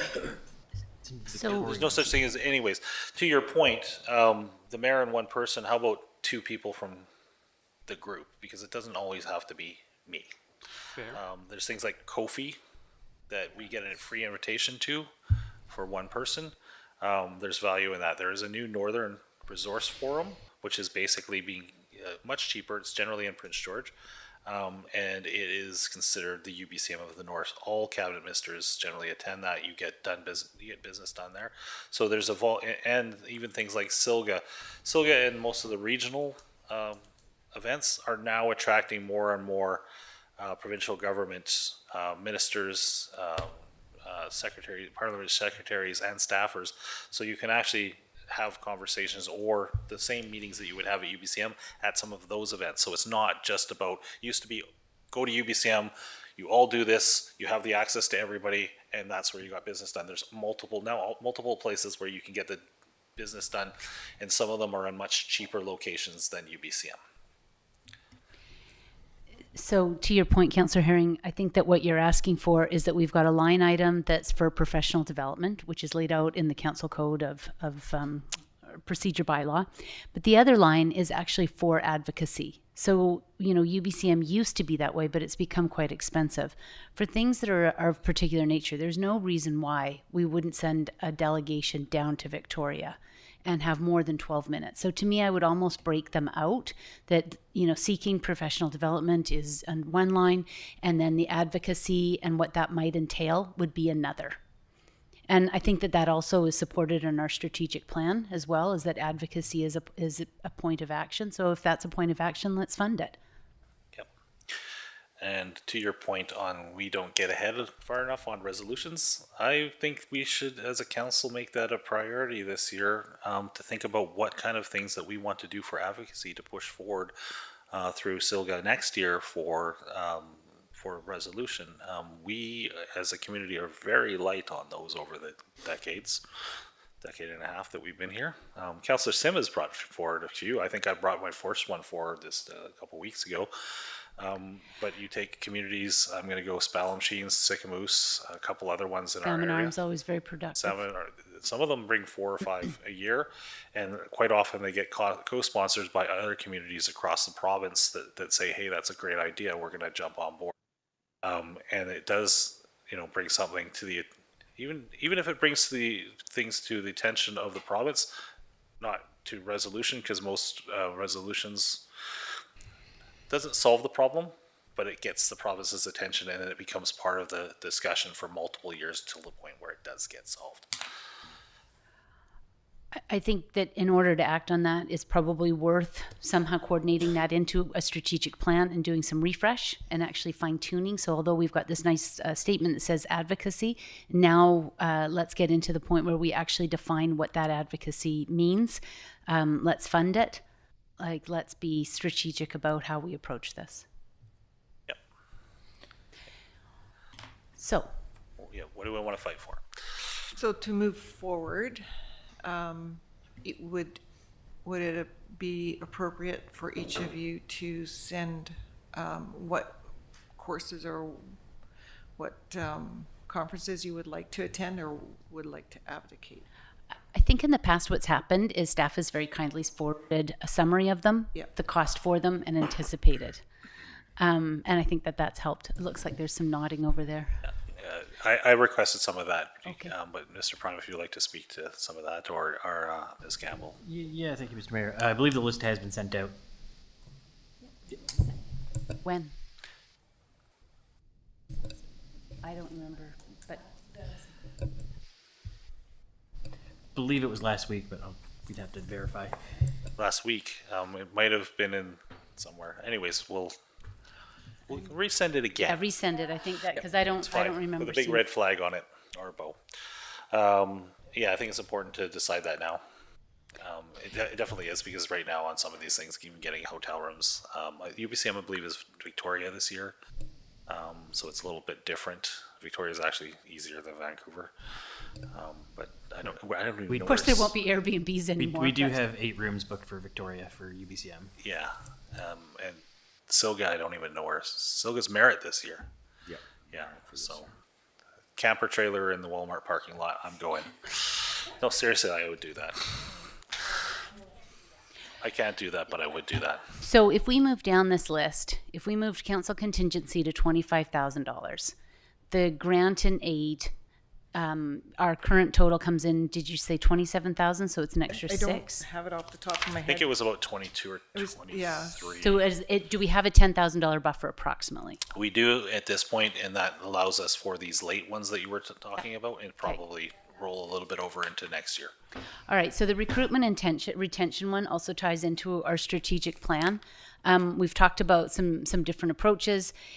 We haven't got a finalized decision on what we want to do, or if we want to do anything on that. And if we're not going to do anything, it seems to me we could save $15,000, or are we going to? But that strikes to the same point of, we have advocacy. How do we want to implement it? Is this another line item that we want to flesh that out? So we probably used recruitment and retention last year on, did we use any of it, or did we Oh, there was CAO? a gift basket. That went to the Chamber of Commerce for $2,000, and I Yeah, think that yeah, came with- through with- council Yeah, I mean, contingency. I have no problem reducing this or moving this, but it depends on, what in this unpredictable future do you see coming at us that might fall under this category? So in 2023, we spent $439. 2024, we haven't spent anything. If you want to scrap it, Well, I don't. I so it comes down to use it or lose it, I think, on this one. Yeah, but I think it does come down to how we see using it, and it has been complicated in the past because I actually have a role where I've been able to utilize other funding streams for it. Those funding streams have now come to a close, so we've been able to do things in terms of recruitment, but outside of having to use municipal dollars. That doesn't exist anymore in our community. So what you're saying is you want to keep it. I totally want to keep it. Okay. Because I was just gonna, slide past that one, because we always eventually need some of these funds, and it's not like they just evaporate into air if we don't use them. It just gets added to surplus Yeah, it gets added to surplus. Yep. and then rolled over into So the next. I would like to see that to be something that we actually talk about how we could and utilize it smartly. Like, you look at a lot of communities down in the Kootenays, and they're really kind of desperate for some different things. I would say one of the best investments we've made is in that community film. That has got a ton of traction, whether or not that's still relevant, whether or not that's something to look at, but different ways to sort of showcase our community that attaches itself to not only recruitment and retention for healthcare workers, but also other recruitment avenues. So I see that type of funding, or this line item, could be used for those types of things. Okay, good. Yes, let's have a conversation. Councillor Herring. I'm just, so in the case of that kind of stuff, is that not economic development? Well, we haven't had a report for economic development, so it might be. It's a good point. And I just wonder, this recruitment and retention piece to me is economic development, and we already fund a position for that. Like, to me, could that not be spent out of their budget? And then this doesn't need to be a separate fund. It's already budgeted for. I think we have we do not have a position currently filled for economic development. No. The last position expired December 31st. We do, I believe, we talked about this earlier, because I brought it up due to some comments, that we have about $75,000+. $80,000 to implement the economic development strategy. Yeah. It's been sitting in our deferred revenue for a while. Yeah, so we do have funds sitting there to accomplish some projects in the next little while. You know, we're also going to go into a year, we're going to do an OCP, which is probably going to spur a whole lot of things. But yeah, I think a focus on economic development moving forward is probably, to continue doing that is important, especially in the economy we seem to be coming up on. So I'm going to suggest that for now, we placehold that $15,000. It can be adjusted, and to bring forward some ideas about how those funds could be utilized and of benefit. And I think even speaking to our partners in healthcare, whether it be the local health planning table or otherwise, like how can we support that? Mayor Blackwell, do you know what the latest numbers are for the line shortages at the hospital are? They're actually doing pretty good on nurses and x-ray techs. They actually had done some hiring. So pretty much every department, if I remember correctly, has had extra staff added to it. So they've had successes. That said, we know this is volatile times. People do move way more than they used to in their careers, and we could be in crisis again. I have a feeling that it ebbs and flows. The last conversation I had with the two hospital administrators here, because we now have two, splitting the work, is that we were actually in a good place, which is basically, when they tell you that, that's the sign of doom, because now they've jinxed us. So yeah, as far as this list of contingencies and other, I agree with all the changes and recommendations made here. I think because if we don't use them, they do roll over into surplus and get carried forward into the next budget. We're not changing the amount. We're staying at 98,000, and we do have a very volatile couple of years coming at us. So yes, the 40,000 for council contingency going down to 25,000. I think that's fair because we've never really seemed to hit that, but it also still allows us to, have a place to draw from if we need to for that critical thing that council decides we need to act on. And I think we're going to have a lot more of those in the next calendar year.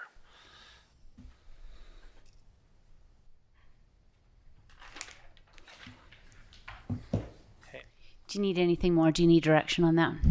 Okay. I just wanted to just circle back and just let you know, 26,000 for the grant and aid is what we approved in these minutes. Yeah. Which is another good reason that council contingency, even though at the 25, stays there for now, because I have a feeling we'll have some asks. So moving forward then is moving into the property tax side of things. Typically, property taxes are not directly related to increases in municipal taxes. So, I have a question. If we have questions on the budget, would you like us to hold those questions to the end? And by we, I mean me. Or do you want to do it now before we transition? Okay. So in going through it, my question is that the capital project, it's anticipated to be 32% in grants. Are all of those grants confirmed? let me just have a quick look.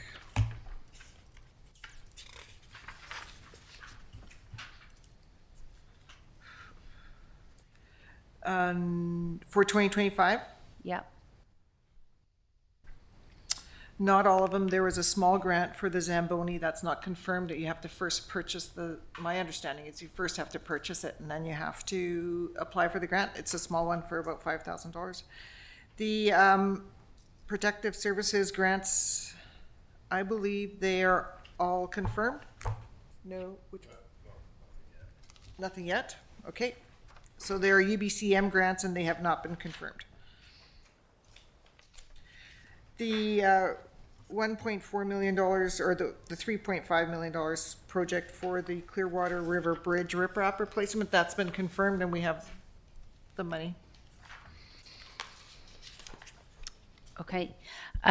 Included in the budget, we had the $32,000 for the generator, and then Centennial Hall, we had $20,000, and hall siding for $80,000. So I was interested as what has made that project bubble up that for next year? The $80,000 for 2026? Is that where it is? Yep. Is that what you're looking, the Centennial Hall siding? Yeah, so we've got $80,000 that is attached to there. And then I think that we also had the lower storage roof. Roof as well for $40,000. Yeah, so I'm just curious about the siding. Like, is it, Okay. like the rationale for it? Well. Just going And where I'm trying to tie that into is there savings? Because when I saw that the security suggestions for funding are over 2 years, is there a way that we could, move some funds around so we could do it all in 1 year? I'm not sure if physically you need to do it all in 1 year. Okay. If you could do that, I would have to refer to the Director of Operations for that project. And on your desk, I want to just draw some attention to some of your questions. You have the report. provided a project description report. Is that? So capital, just have to look for the number. So the number would be auto 133. I know that sounds funny. Yep, and it would be on page 4. This is a very helpful, thank you. Oh, and by the way, also the pop-ups in your description were excellent too. Okay, good. Here we are, the vinyl siding, okay, Very brittle due to UV rays. okay. Damage observed, building insulating wrap, and it's not, I'm gonna assuming, because it's being damaged by UV rays, it's probably not fire smart. Which is what we're going for here. Okay, Protect the and asset. wrapping it.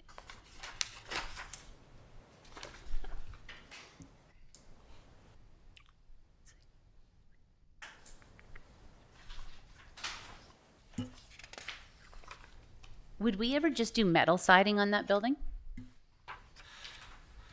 I'm gonna have to refer to. Those are options. It's just more expensive to do metal siding, but Is it more expensive? typically, yeah. I'm only wondering because Revelstoke has done a lot of their buildings now, and they're choosing metal, but they are also a resort municipality, so maybe they can. And they are heavy snow load compared to us as well, Yeah, which okay. is probably part of it. I just did a hardy board on my house, and it's less, it's very fire resistant, but moisture is an issue with it. So that might be why Revelstoke did that. Okay. And then the tennis court refit, is that in this one too? Okay.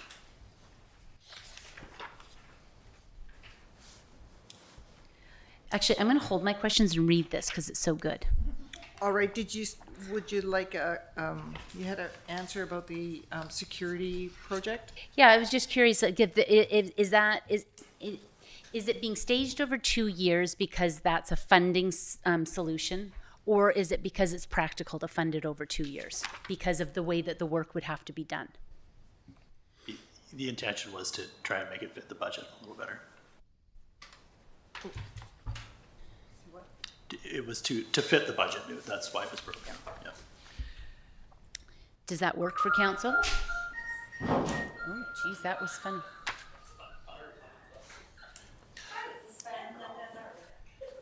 So I'm just wondering, does that work for council, or do we want to look at other options? I'm fine with what staff is doing. I mean, Okay. they know best what's going on. That's just my opinion. I mean, I think if there's the opportunity to do more than one thing, the staff will move that up. But watching a lot of projects, the number of things we kicked into the next year because they're just too large to accomplish in 1 year. I don't know if that's the case with this. I'm quite sure they could move something around if they needed to finish it all up in 1 year. If that's the most sensible way to do things, though. Like, yeah. Okay, so the other thing is with this draft for the capital project, is this gonna be attached to the agenda? So anybody wanting to know the rationale would also Yeah. be able to view Yeah, that? it will be on our website. It will be for that rationale, Yeah. okay. And then, and again, if you want me to read this, that's fine. The Frontline engine, is this a replacement or new? I don't understand Oh, engines. that's the fire engine. I think it needs to be replaced because of Is that- legislative, yeah. Okay, Right, yeah. okay. And what would the grader attachment do for the toolcat? Would just allow us to grade some of the private roads that we have, like up to the intake and. the Okay, wastewater so treatment it'd be for plant. like to access some of our infrastructure. Okay? And the line painting, is you're suggesting that to bring it in-house? We were looking at it, yeah. Okay, that's what the budget item is for. Yeah.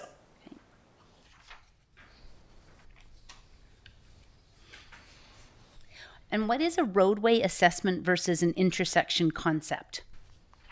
The roadway assessment is, they have the, Tetra Tech has a vehicle they drive around and it actually looks at the road and takes pictures of it. So the quality. Yeah, so it would rate all the roads, which ones Yeah. to fix first, that sort of thing. And the intersection design is actually looking at the best spot to divert traffic off of Lakeview Drive. Oh, yeah, that big orange thing with the big This, it's flashers. something like this truck. So it goes around and basically does a survey of all of our roads. It's like a CAT scan for roads. Yeah, yeah. Exactly. When we do need, I mean, this, hopefully, I'm sure the intention of this is, you know, what needs now, but also what we need to do. I think it's a for- great idea. I just didn't know what the Yeah. difference was. Yeah. And then the other thing that was in there was that there was the court retrofit for $120,000, which for a grant. I mean, it may be there, but I didn't know if we'd had public input on that's what people would want. I'm not sure if we've done that yet. Okay, so I just didn't know why it made the budget there. And there was no mention for the basketball courts at all, so we continue to see that decline without anything. So that would be an area where we keep punting it down the road. But it's an eyesore and it's a space, and is it something to be done? And then $200,000 for splash park playground equipment. That was another one that caught me by surprise. Would be grant funded, just anticipated. It's an anticipated grant, way under 134.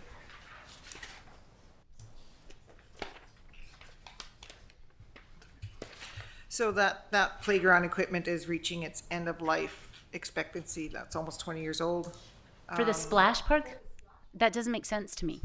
It's not the splash park equipment, it's the playground equipment to the left of it. The old wooden Weyerhaeuser Park playground, yeah. Okay, so it was utilizing that, and, okay, that makes more sense that it would come there, so thank you for that clarification. And then was there any idea of where those grants might come from?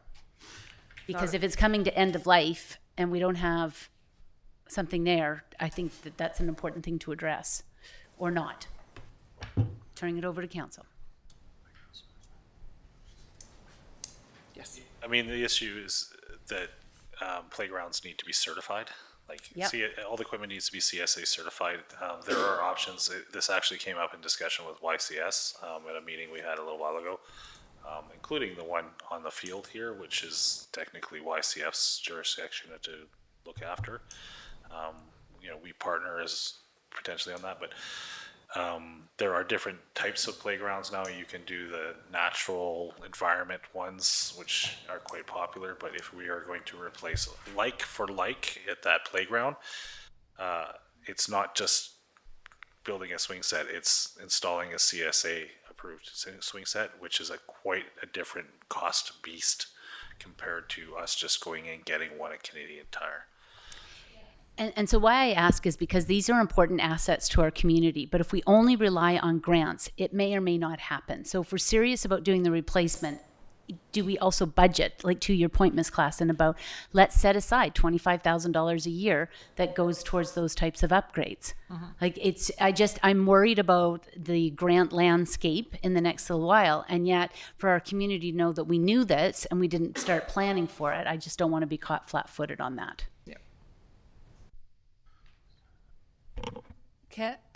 With the park, if we don't have a grant, we don't have the money, will that stuff have to be removed, seeing as it's reached its 20 years?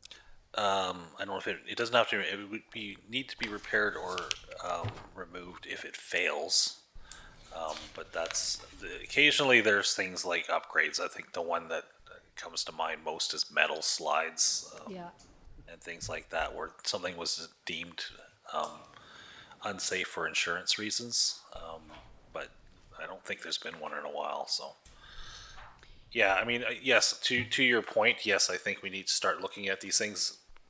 It's so unpredictable right now. I think if we were having this conversation post next federal election, we might be having, we'd probably be looking hard at funding things versus waiting for grants. I think that's where we're going, even with what we have going on in the United States. So even if we hear do, ya, yeah. even if we do for recreational upgrades, $10,000. I mean, to Councillor Herring's point, we do put a lot of money into the sportsplex, and yet we are not equitable to the principles about what we do for other areas necessarily. Outside versus inside, yeah, for sure.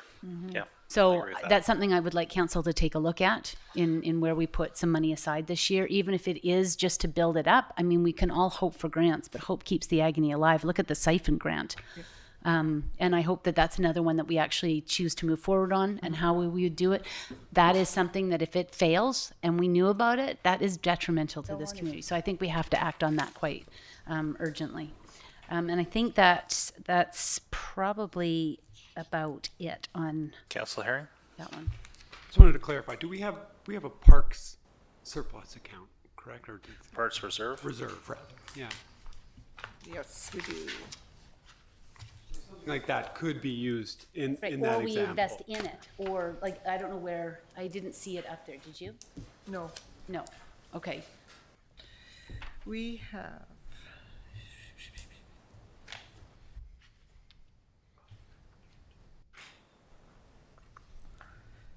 Community Parks Reserve, we do have a little bit in there. We have about $28,000.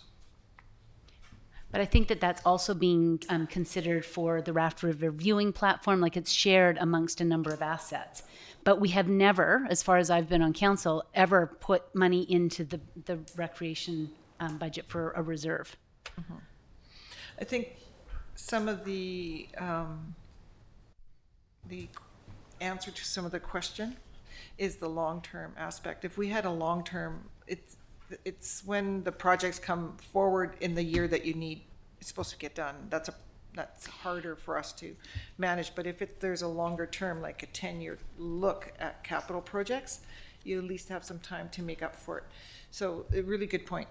So the good news is that the Parks and Trails Master Plan is factored into the budget. So, we're getting there, that's for sure. But can we meet it otherwise? Speaking of the Parks Master Trail, is there any option for any of these projects to apply for an active transportation grant? I mean, I've just looked at some of those dollars that we've set aside, for the Dutch Lake Park Road, but the active transportation grant is something that the provincial government seems to be fairly regular on. They're still quite keen on it. It fits to a number of things, but we as a community haven't necessarily accessed it, to my knowledge or remembering.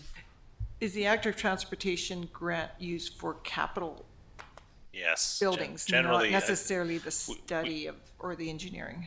I thought it was the last, some of the major trails, the stuff that was paved Yeah. was active transportation grants. So we have actually succeeded at that before, I think to the tune of $500,000. But I think that those were COVID grants, not necessarily out of the active transportation. I There was one. don't think it was active transportation grant. Okay, well then super close. So we've got a template for it. Yeah. So it's whether or not, back to your comments about, are we going to be relying on grants for these things? If that's going to be the model moving forward, will active transportation grants go the way of everything else with the incoming government? And that's very true, which is why, is there anything in here? Because we do have some plans, especially, you know, from 37 East over to the River Trail, or, you know, we do have that area that we do have plans for.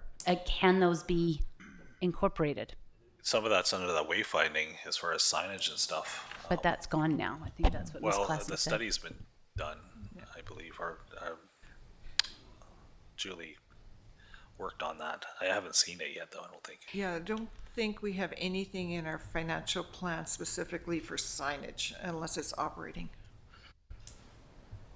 Anyway, the point being is that seems to be a fairly reliable one. We have enough. Is it something that staff would even deem worth looking into or not? It is not intended to be burdensome, but I just look at some of the projects that are in there. Do they qualify? Yeah, that's a good point. And yes. Yeah, I just think we just haven't had the focus or capacity the last year or so. Completely.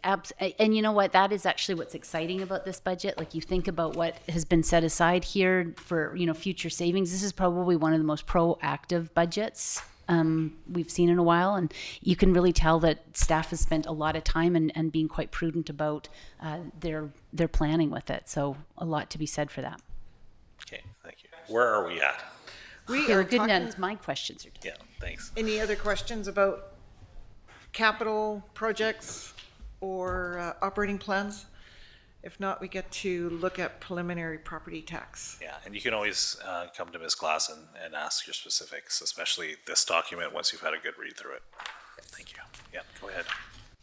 So just to wrap it up, because this is kind of where the rubber meets the road when you've finished your budget, and now we have to request some additional taxes to meet the budget requirements. Just a few notes. A BC assessment goes through several cycles, like we mentioned before. The first cycle is the complete roll, which they issued in December. In March is when we will get something that what they call revised roll, and that is what we will use to calculate our municipal taxes on. There might be some changes. I don't really anticipate a lot of changes, but we will wait until we get the revised roll.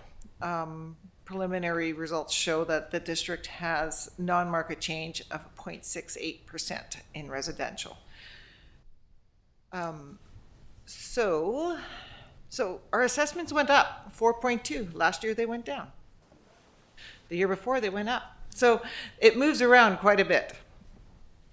It's made up of 3.5% market change and 0.69% of non-market change. The ideal, or the non-market change is where you get to distribute the burden of taxation over a greater number of units. So it reduces the burden of that taxation. So class 1 residential assessments went up 3.1%.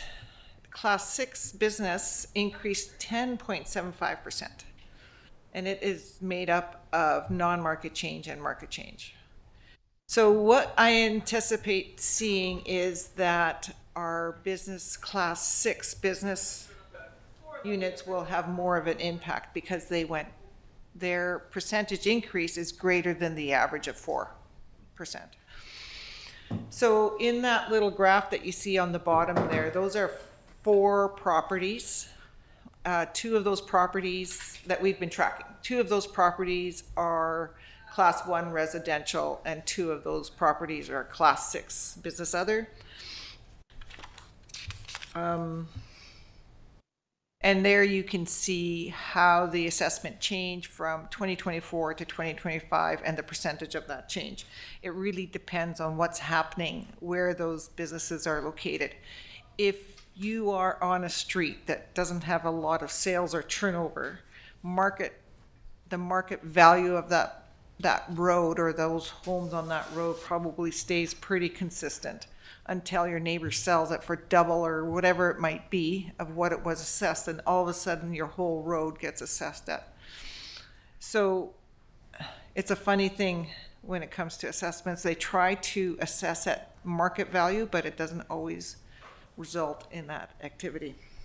So just these are the 4 residential actual homes that we track, but if you just looked at straight averages, the average residential home increased from $406,000 to $417,000. And the average business increased from $450,000 to $513,000.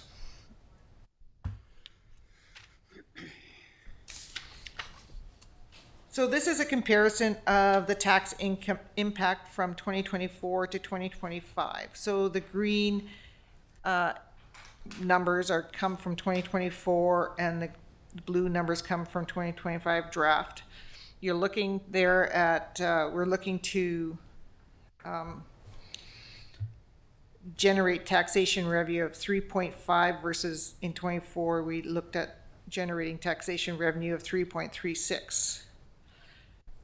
The one thing we do is we maximize the utility class 2 at 40, the greater of 40 or 2.5 times class 6. But what we see here is that we're looking at the burden of taxation shifting a little bit. That's where you see a little bit of a reduction in the residential, a little bit of an increase in the utilities, and a larger increase in the business class 6 because of, remember they had 10% in their market value increased. Does that make sense? As clear as mud, but yeah. So market increase, is it all market increase or is some of it? 0.69% is non-market. So it's really not much. Yeah. So we're not seeing massive renovations or increase in No. size of businesses. It's affecting. So this is primarily market change. Okay, that was kind of what I was wondering about. Yeah. So this one might clear it up a little bit more. We have those 4 actual addresses, 1, 2, 3, 4, and then I have the averages, like just straight average.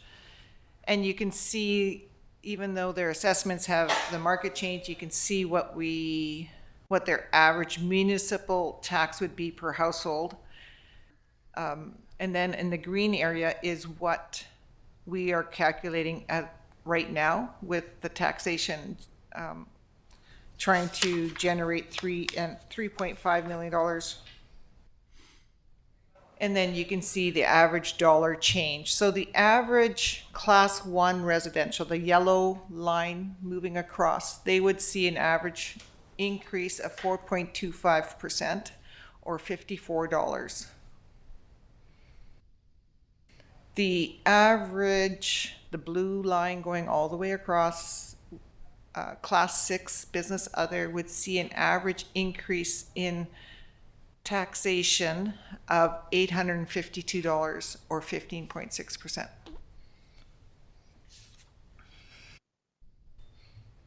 Can you explain what class 6 business would relate to in real world?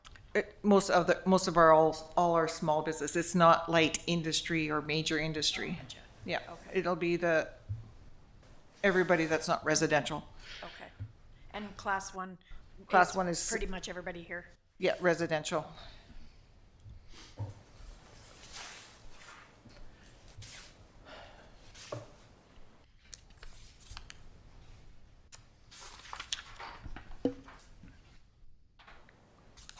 Yeah, okay.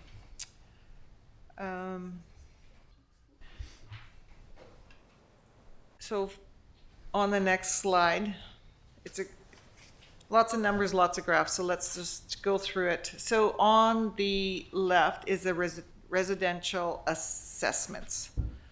So this is a group of communities that are similar to in size as the District of Clearwater. And No, I'm just looking at Enderby, and aren't they the community that got themselves into trouble? So I was just laughing at that. And these are 2024 values, not 2025. So these are 2024 values. The average residential home for 2024 was 406. So that's where you will see our yellow line, 400, oops, here we go, 406, right there. That's our average. And the average of this whole group of communities is just a little bit higher than that at $417,000. So we're kind of average.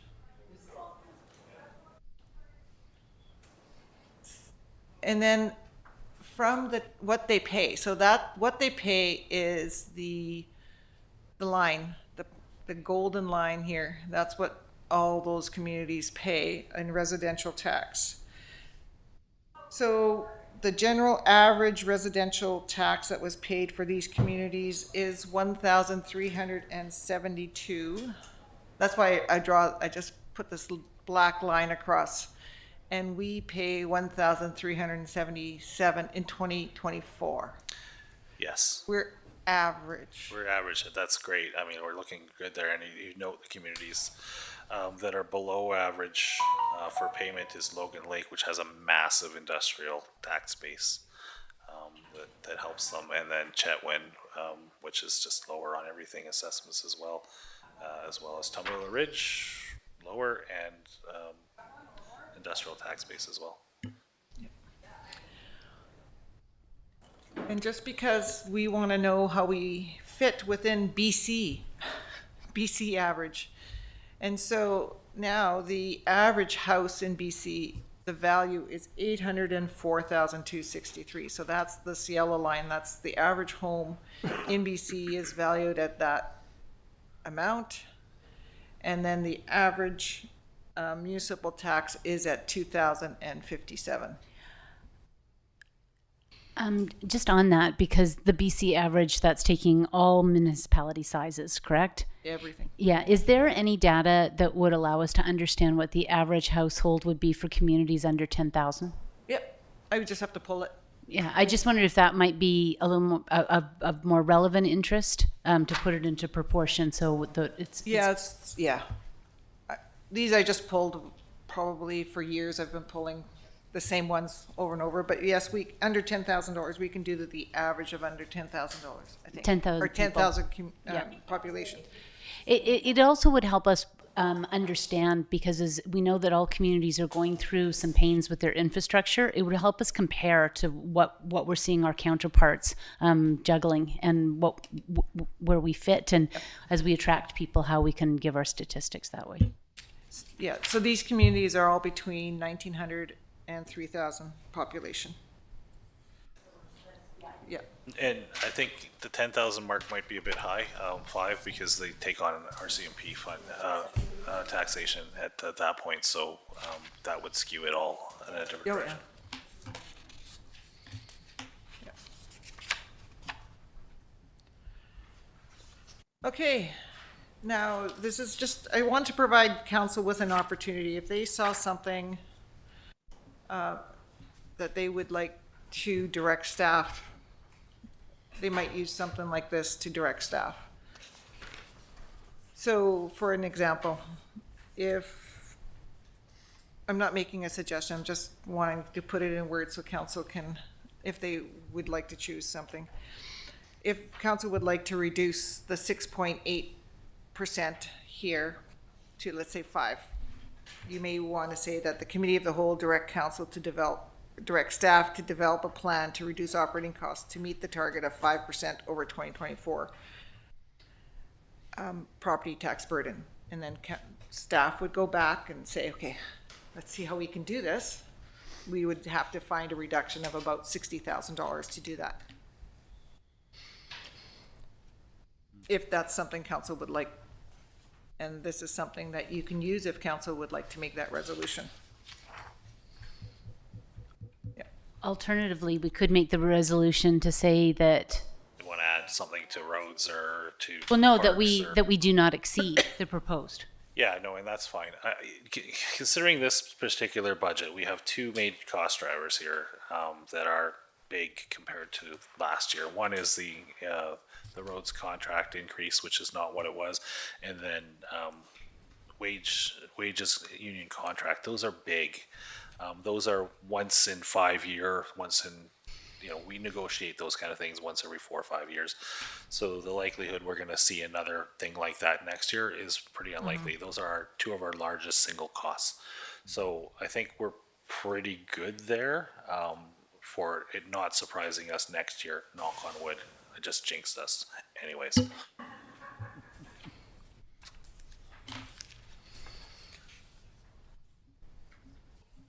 Public engagement, and this can have an opportunity to bring some of this back at another meeting. Yes. Yeah, so this isn't solid here, but go ahead, Councilor Sim. My other question is going back to that growing communities fund, and I think you said that we would sit there at, I think, $300,000. What would be left at the end of 2025, and we still have some projects I think I funded with it in the future. Okay, so you've got a target, you've got a plan for it. I mean, I'm just listening to some of the things that have been raised today. Is that money going to be utilized, or is that a pocket we could pinch? Well, I've tried to use grant money first. So when I'm looking at funding a project, we look to see if we have grant money either in a reserve like this one, or if we have a good application and we will receive the grant. And then we look to reserves that we've saved up for, and then we look to taxation or surplus and taxation. And I guess maybe could you explain to council what the process is to kind of comb for grants? Because that's an arduous process. Like how does that work? Like, is there an active Monday morning, 8:30 to 8:45, we look for grants, or does it come across? How was it done? At this point, I know I don't go out looking for grants myself, but if there is a project and we think that perhaps it could meet some grant requirements, we will apply for them or review and look for them. As a team, we did sit down together and reviewed all the projects that we brought forward and asked ourselves how it would be funded, and if there are individuals around the table that knew of a grant that was applicable, they would speak up and we would look for it. So is this an area in conjunction with the 0.5 admin person, would that alleviate some things to maybe allow time to explore this? On a couple, generally in the past, CAOs have been tuned into finding out when grants are kicking around. Ms. Grew is excellent at it, but that is part of the CAO world, as well as ECDEV. An ECDEV position quite often finds grants.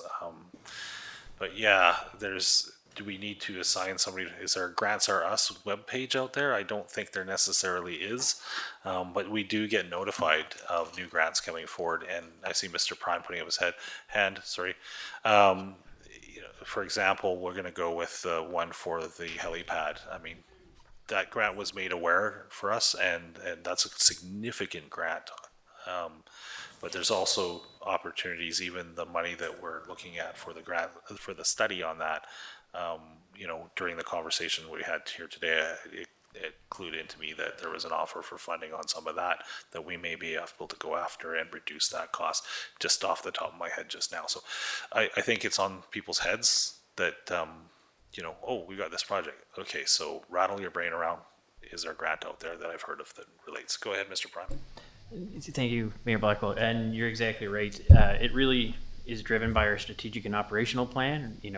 I know, in previous years, historically, the ECDEV officer went out there and just kind of went after grants that, were available, regardless of whether they were on the strategic plan or not. Really trying to avoid that, obviously, now, and really focus on what's on the plan, and then going out and seeing where they're available. I know for myself, and I'm quite sure for other members on the senior management team, we really rely on our peer networks to sort of make us aware of grants that are out there. I know for me, especially the climate action, I'm involved in a lot of the sort of peer networks there, and the amount that's come there, quite a lot. So from that, and it also comes from subject matter experts. Whether Chad's hearing about grants from True Engineering, kind of like, oh yeah, this project's here and it's available for this grant over there. That's really where I think we find the majority of our grants from. That is a really informative answer. Thank you for that. anything else? Just a comment on grants. Grants, not so much the grants, but if we as a team understand where we want to go directionally with our projects, rather than finding a grant and fitting the project into the grant, it's called grant chasing. So I think you want to be directed in where you want to go and then find the funding to match that.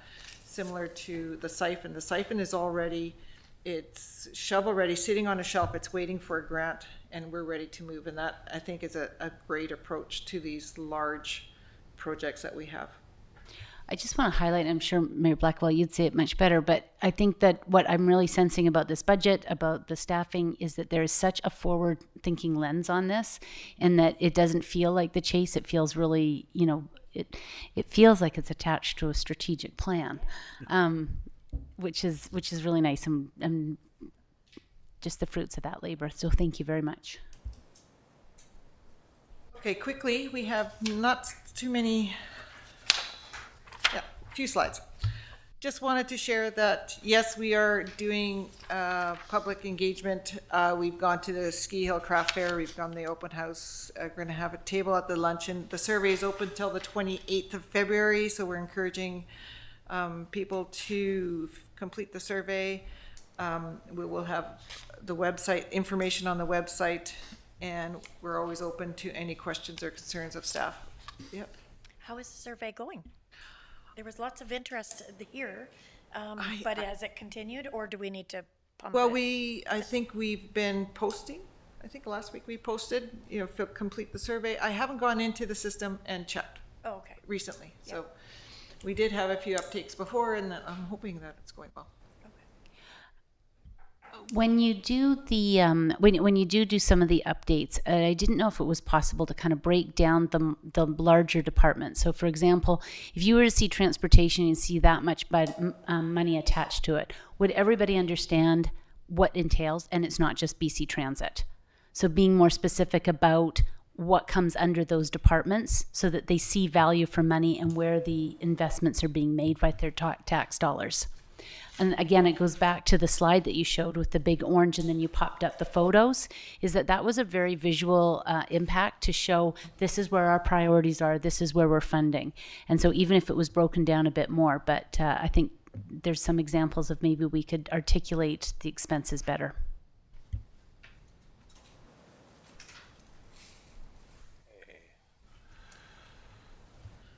Next steps. So next steps, I think we've come a long way. So there's still a little bit of work left to do. We'll have another public engagement. We'll get the final plan approved by council in March or April. In April, we'll get the financial plan adopted. In May, we'll probably get the tax rate bylaw adopted. And then we'll move through the process of mailing those property tax bills and get the tax payments. And there's a few items apart from today. There's some changes we can make today. We're going to look at the travel and expense for the council. So if you could get that information to Jenna, I think. Jenna, that would be great. I will need to I want to review my labor and salary distributions. What we do is we take, if it was my salary, I would allocate it. Some of it goes to ICBC, some of it goes to maybe water and sewer a little bit here and there. So I would just want to have a look at that again. Do we want to check our insurance premiums, make sure they all make sense?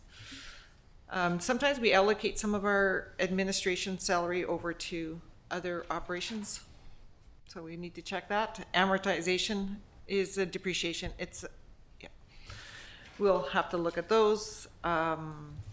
Next council meeting, I'd like to bring the budget amendment for 2024 forward. And as we're getting a lot of the invoices in for December 2024, I just want to make sure my carry forward projects have the right value in the right year. And also because we have a new budget software, we just continue to check and validate our calculations and reports. because it's just something we need to do, especially because it's a new system. And I have those two questions for council to deliberate on. So yeah, you have the two recommendations there. There is more as a staff report in your package there that does a little bit of background on that. Page 3 to, yes, page 3 to 6, I believe. Sorry, your actual agenda for this workshop. So 6.1, staff report on page 3 of 17.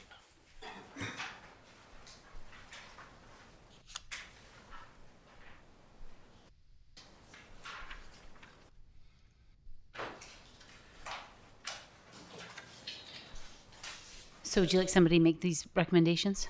Yeah, so these recommendations need to be moved and Yep. seconded. So I would certainly move recommendation 1 that the committee of the whole recommends to council early approval of the official community plan project. The rationale for that is it's 100% grant funded, and it's a way to reimagine our community. And I think that Mayor Blackwell's done a really great job about talking about that to the community. I think they're excited about it. So let's get on it before other people with the same grant searches out all of the contractors. Seconded by Councilor Frizzle. All those in favor? Frizzle. Thank you. And then we have the second recommendation. Council approve early service level change for the 0.5 full-time equivalent administrative and communication assistant position. I think communication and transparency has been a constant call from the community, and the more effectively we can do that, I think, and the quicker we get on it, it's probably going to solve a lot of not problems for us, but help us get out ahead of things. But open for discussion.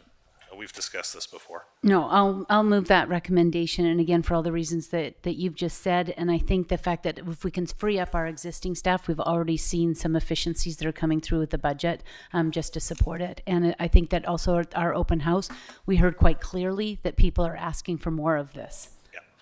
Yeah, excellent point, that people want this. Your second or comment? Councilor Bratton seconds that. All those in favor? Thank you, and that passes. So then we have item 6.2, recommendation for early budget allocation of 75,000 for the medevac planning. So this is, and then the if we move forward, the actual construction of the medevac is grant funded for the original budget for to 100%. So this is just to get the plan done. And as I kind of stated a couple minutes ago, there may be a way, if we don't need to use the 75,000, there was money that was suggested that we could access, and I will look into that. I've sent an email to somebody, but they're in another council meeting right now. So, yeah, Councillor Sim. So I will move that recommendation for, again, all of those reasons, but also because it clearly meets the item in our strategic plan, which is advancing healthcare and just to improve local healthcare services. So I think that this is another really good one. Seconded by Councillor Frizzle. Further discussion on that, and this is one thing, especially the industrial users in town have been asking for decades. So I think it's an absolute win if we accomplish this in our term. All those in favor? And that passes. We are now going to leave this workshop, and we're going to take a 5 or 7. We're going to see you back at 4:25. So take a short break. Thank you. Make a thing though about our change? No. A thing about our change. The council contingency and stuff. No, that's all factored in already. Oh, put it into the budget. I didn't make a resolution. Yeah. Okay. Just checking. Notes taken. So see you back at 4:25.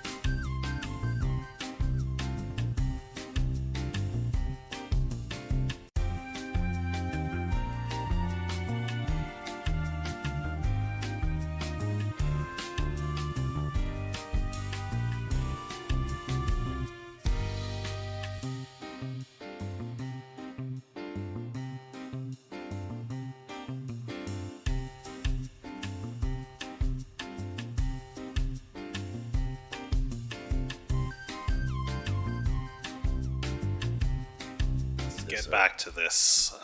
So we are now on to item 9.1 of the regular agenda, originating from the minutes of the January 21st, 2025 budget workshop. And there are a set of recommendations there. First recommendation is that the minutes of the January 2021 or January 21st, 2025 budget workshop be received. Can I get a mover to seconder on that? Moved by Councillor McKenzie, seconded by Councillor Bratton. All those in favor on that one. That one's fairly simple. Now we have the recommendation 2, which are the recommendations of the committee whole as of January 21st, 2025 budget workshop be adopted and presented. There's multiple things in here. If we want to, I guess we have to do them one at a time. Some of them we don't. So 3 we'll have to break out. 6 and 7 we will have to break out. So 1, 2, 4, and 5 we can move as a group. So moved, thank you. Seconded by Councillor Frizzle. All those in favor? Okay. Items 1, 2, 4, and 5. So Councillor Herring needs to step out on item number 3, which is done Fokin around for the $1,000. Do we have somebody moved by Councillor Frizzle, as seconder by Councillor McKenzie? Any discussion on done Fokin around? If not, all those in favor? Okay, and now we move to item 6. Councillor Sim has said she needs to step out on that one. Invite Councillor Herring back in. I was, for some reason in my brain, I had Councillor Bratton had stepped out on that last one, and I'm going, but she's right there. Item 6 is, recommendation 6, is that staff be directed to allocate and dispense funds from the 2025 grant and aid budget to the PAC to the tune of $5,000 for Core Competency Week. Moving? Question? I actually have something I'd like to comment to it. Yep, sure. When we were discussing it, I had inadvertently said there was around 300 kids in the school. There is not. There's 181. So if that makes anybody change their mind, I just wanted to make sure I was clear on actual numbers that attend the school. 181, yeah. Yeah. So I don't know if that makes anybody change their mind or not. It'll get bigger in the next couple of years because there's lots of kids in Ralph, but yeah, thank you for clarifying that point on it. It's always good to be transparent. Does anybody want to move and second this? I don't think we did that, did we? No. Moved by Councillor Matheson, seconded by Councillor Herring. All those in favor? Okay, we'll give a second for Councillor Frizzle to step back in and Councillor step out and Councillor Sim to step back in. Okay, she's cleared the door. So item 7 is that staff be directed to account for funds for the 2025 grant and aid budget for a one-time in-kind contribution of $4,800 to the Wells Creek Country Senior Society for men's shed rental space. So this is an in-kind. Okay. Moved by Councillor Matheson, seconded by Councillor Bratton. All those in favor? Okay, that passes. Now we move into the items that came out of the committee of the whole just now. There is 3 recommendations, and I'm going to let Mr. Prime read them so we get them right because they are not as exactly worded as they were in the council workshop. First one relates to official community plan. Thank you, Mayor Blackwell. The wording on the recommendations would change as we come out of the committee of the whole to here. Simply recommendation 1 would be that council give early approval of the official community plan project. Recommendation 2 is that council give early approval of the service level change for the 0.5 full-time equivalent administrative and communication assistant position. Recommendation 3 is that council approve the early budget allocation of $75,000 in the 2025-2029 5-year financial plan to be funded from unrestricted surplus to obtain a Class B cost estimate for the construction of a medevac helipad at Dr. Helmkin Memorial Hospital, and that staff be directed to proceed with grant application preparations under the BC Air Access Program infrastructure stream.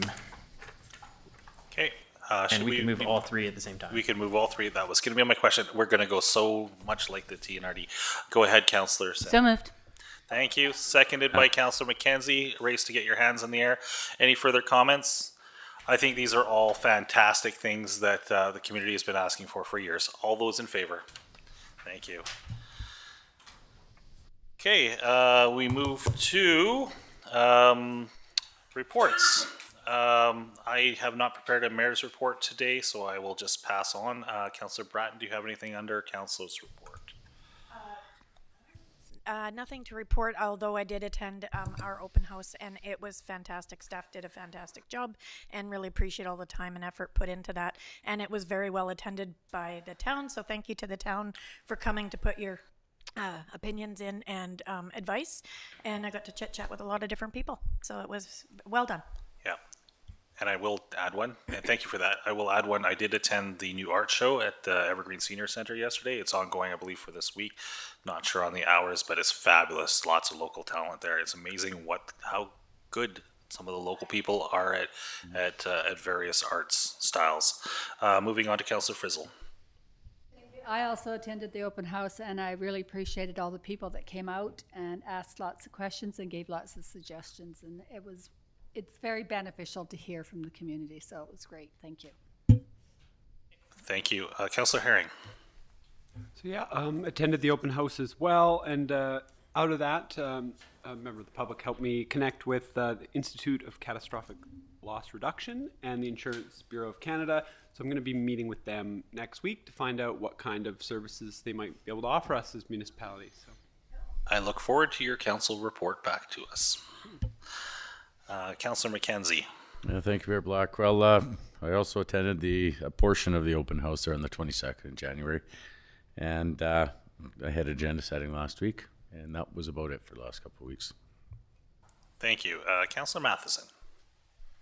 Yes, like everyone, I just add on the comments. I thought that meeting was really well done. Thanks to the staff for putting that together, and we had amazing contact, lots of really good, fun conversations, and I came away kind of excited, enlightened, and looking forward to putting some of those things into action.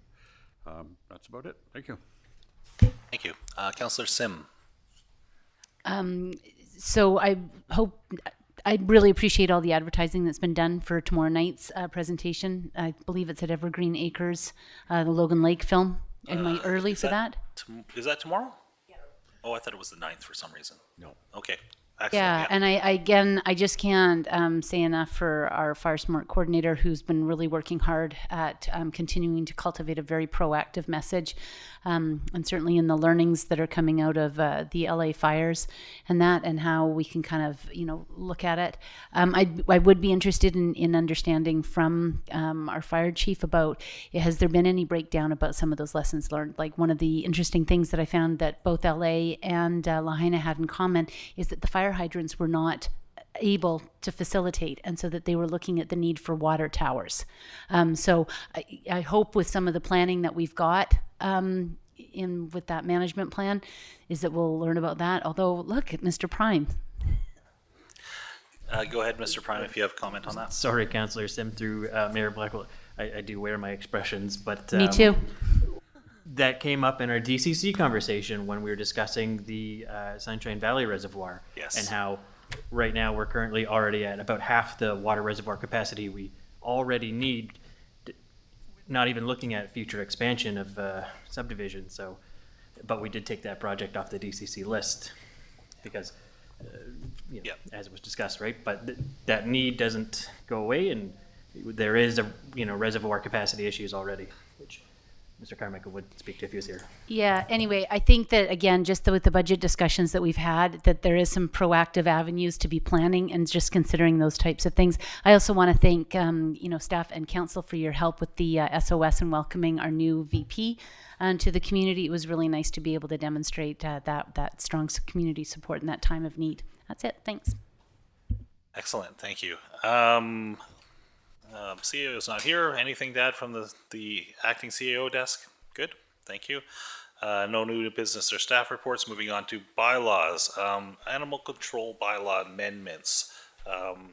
These seem to be fairly simple things here. We have a couple recommendations coming forward. Hopefully you've had time to read the report, but basically it's to one of the big asks of public, the two big asks, I didn't realize this. Let's start with the first one, is a real method for dealing with dogs on the beach at Dutch Lake, because it is a no-dog zone. And We do have signs, but up to this point, we really haven't been able to back that up with a penalty or enforcement. The second one that surprised me in a conversation is the number of public complaints about composting. So that is actually a fairly significant number of complaints to bylaw is about composting. And I would have never thought that. But the second one covers a little bit of that, but it's mostly about bear proofing our neighborhoods and our homes. So yeah, I think they're both great updates and put a little bit of teeth into probably two of our loudest bylaw complaints. There is a staff report. If anybody has any questions. I don't have a question, but I do want to bring it back is that, you know, dogs on the beach will continue to be a very popular conversation in how we deal with it. So I appreciate the staff report that attends to that. It does make me wonder though, and it's for council's contemplation, if, you know, how we didn't address actually anything for a dog park, which is something that does come forward in some of the public consultation.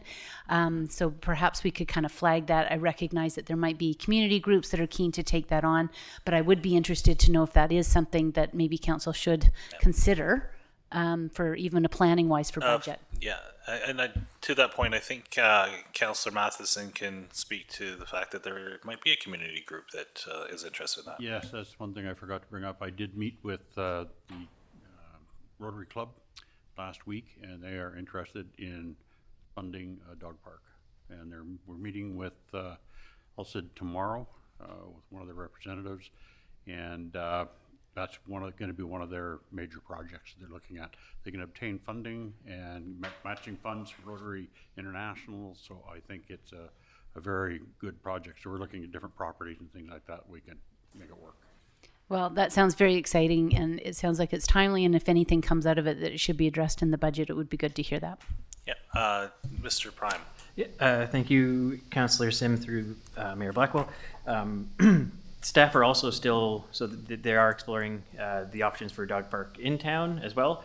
Staff are also still exploring potential options for, you know, there's the missing component of still, you know, people wanting their dogs to swim at the lake. A lot of dog owners aren't comfortable having their dogs swim in the river, for example. So we are exploring some potential options there as well. Okay, thank you. That's great because my dog loves to swim now, even though he didn't used to. Anyways, there are two recommendations there. If there are any questions or thoughts on that. And then if not, can I get movers on recommendation 1 and then recommendation 2? Moving, so that is to the animal control and municipal ticket. 318-2025 be introduced and read for a first and second time. Seconder. So moved by Councillor Matheson, seconded by Councillor McKenzie. District of Clearwater bylaw number 318-2025, a bylaw to amend bylaw number 148, animal control, and bylaw number 221, municipal ticket information. Whereas section 137 of the community charter provides that the power to adopt a bylaw includes the power to amend it or repeal it, and whereas the Council of the District of Clearwater wishes to amend bylaw number 148, animal control, and bylaw number 221, municipal ticket information, now therefore the Council of the District of Clearwater in open meeting assembles and acts as follows. This bylaw may be cited as the Animal Control and Municipal Ticket Information Amendment Bylaw number 318-2025. All those in favor? Okay, and then recommendation 2 is that it be read for a third time. Moved. Okay, moved by Councillor McKenzie, seconded by Councillor Frizzle. District of Clearwater bylaw number 318, a bylaw to amend bylaw 148, animal control, and bylaw 221, municipal ticket information. Whereas sections 137 of the community charter provides that the power to adopt a bylaw includes the power to amend or repeal it, and whereas the Council of the District of Clearwater wishes to amend bylaw 148, animal control, and bylaw number 221, municipal ticket information, now therefore the Council of the District of Clearwater in open meeting assembles and acts as follows. This bylaw may be cited as the Animal Control and Municipal Ticket Information Amendment Bylaw number 318-2025. All those in favor? And that passes. Thank you. There is one information item for Heritage Week information, if anybody has any comments on that. Past times in the past times, okay. Heritage BC, something part of BC government that I don't think I've ever come across before. If not, we do have no need, we do not have a need to go double negative. We have no need to go into it in camera today. Are there any comments from the public? No. Wow. Thank you, Annabelle. And yeah, and happy belated birthday. Thank you. Thank you.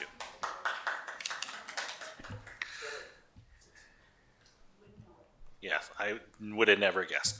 Motion to adjourn. Everybody.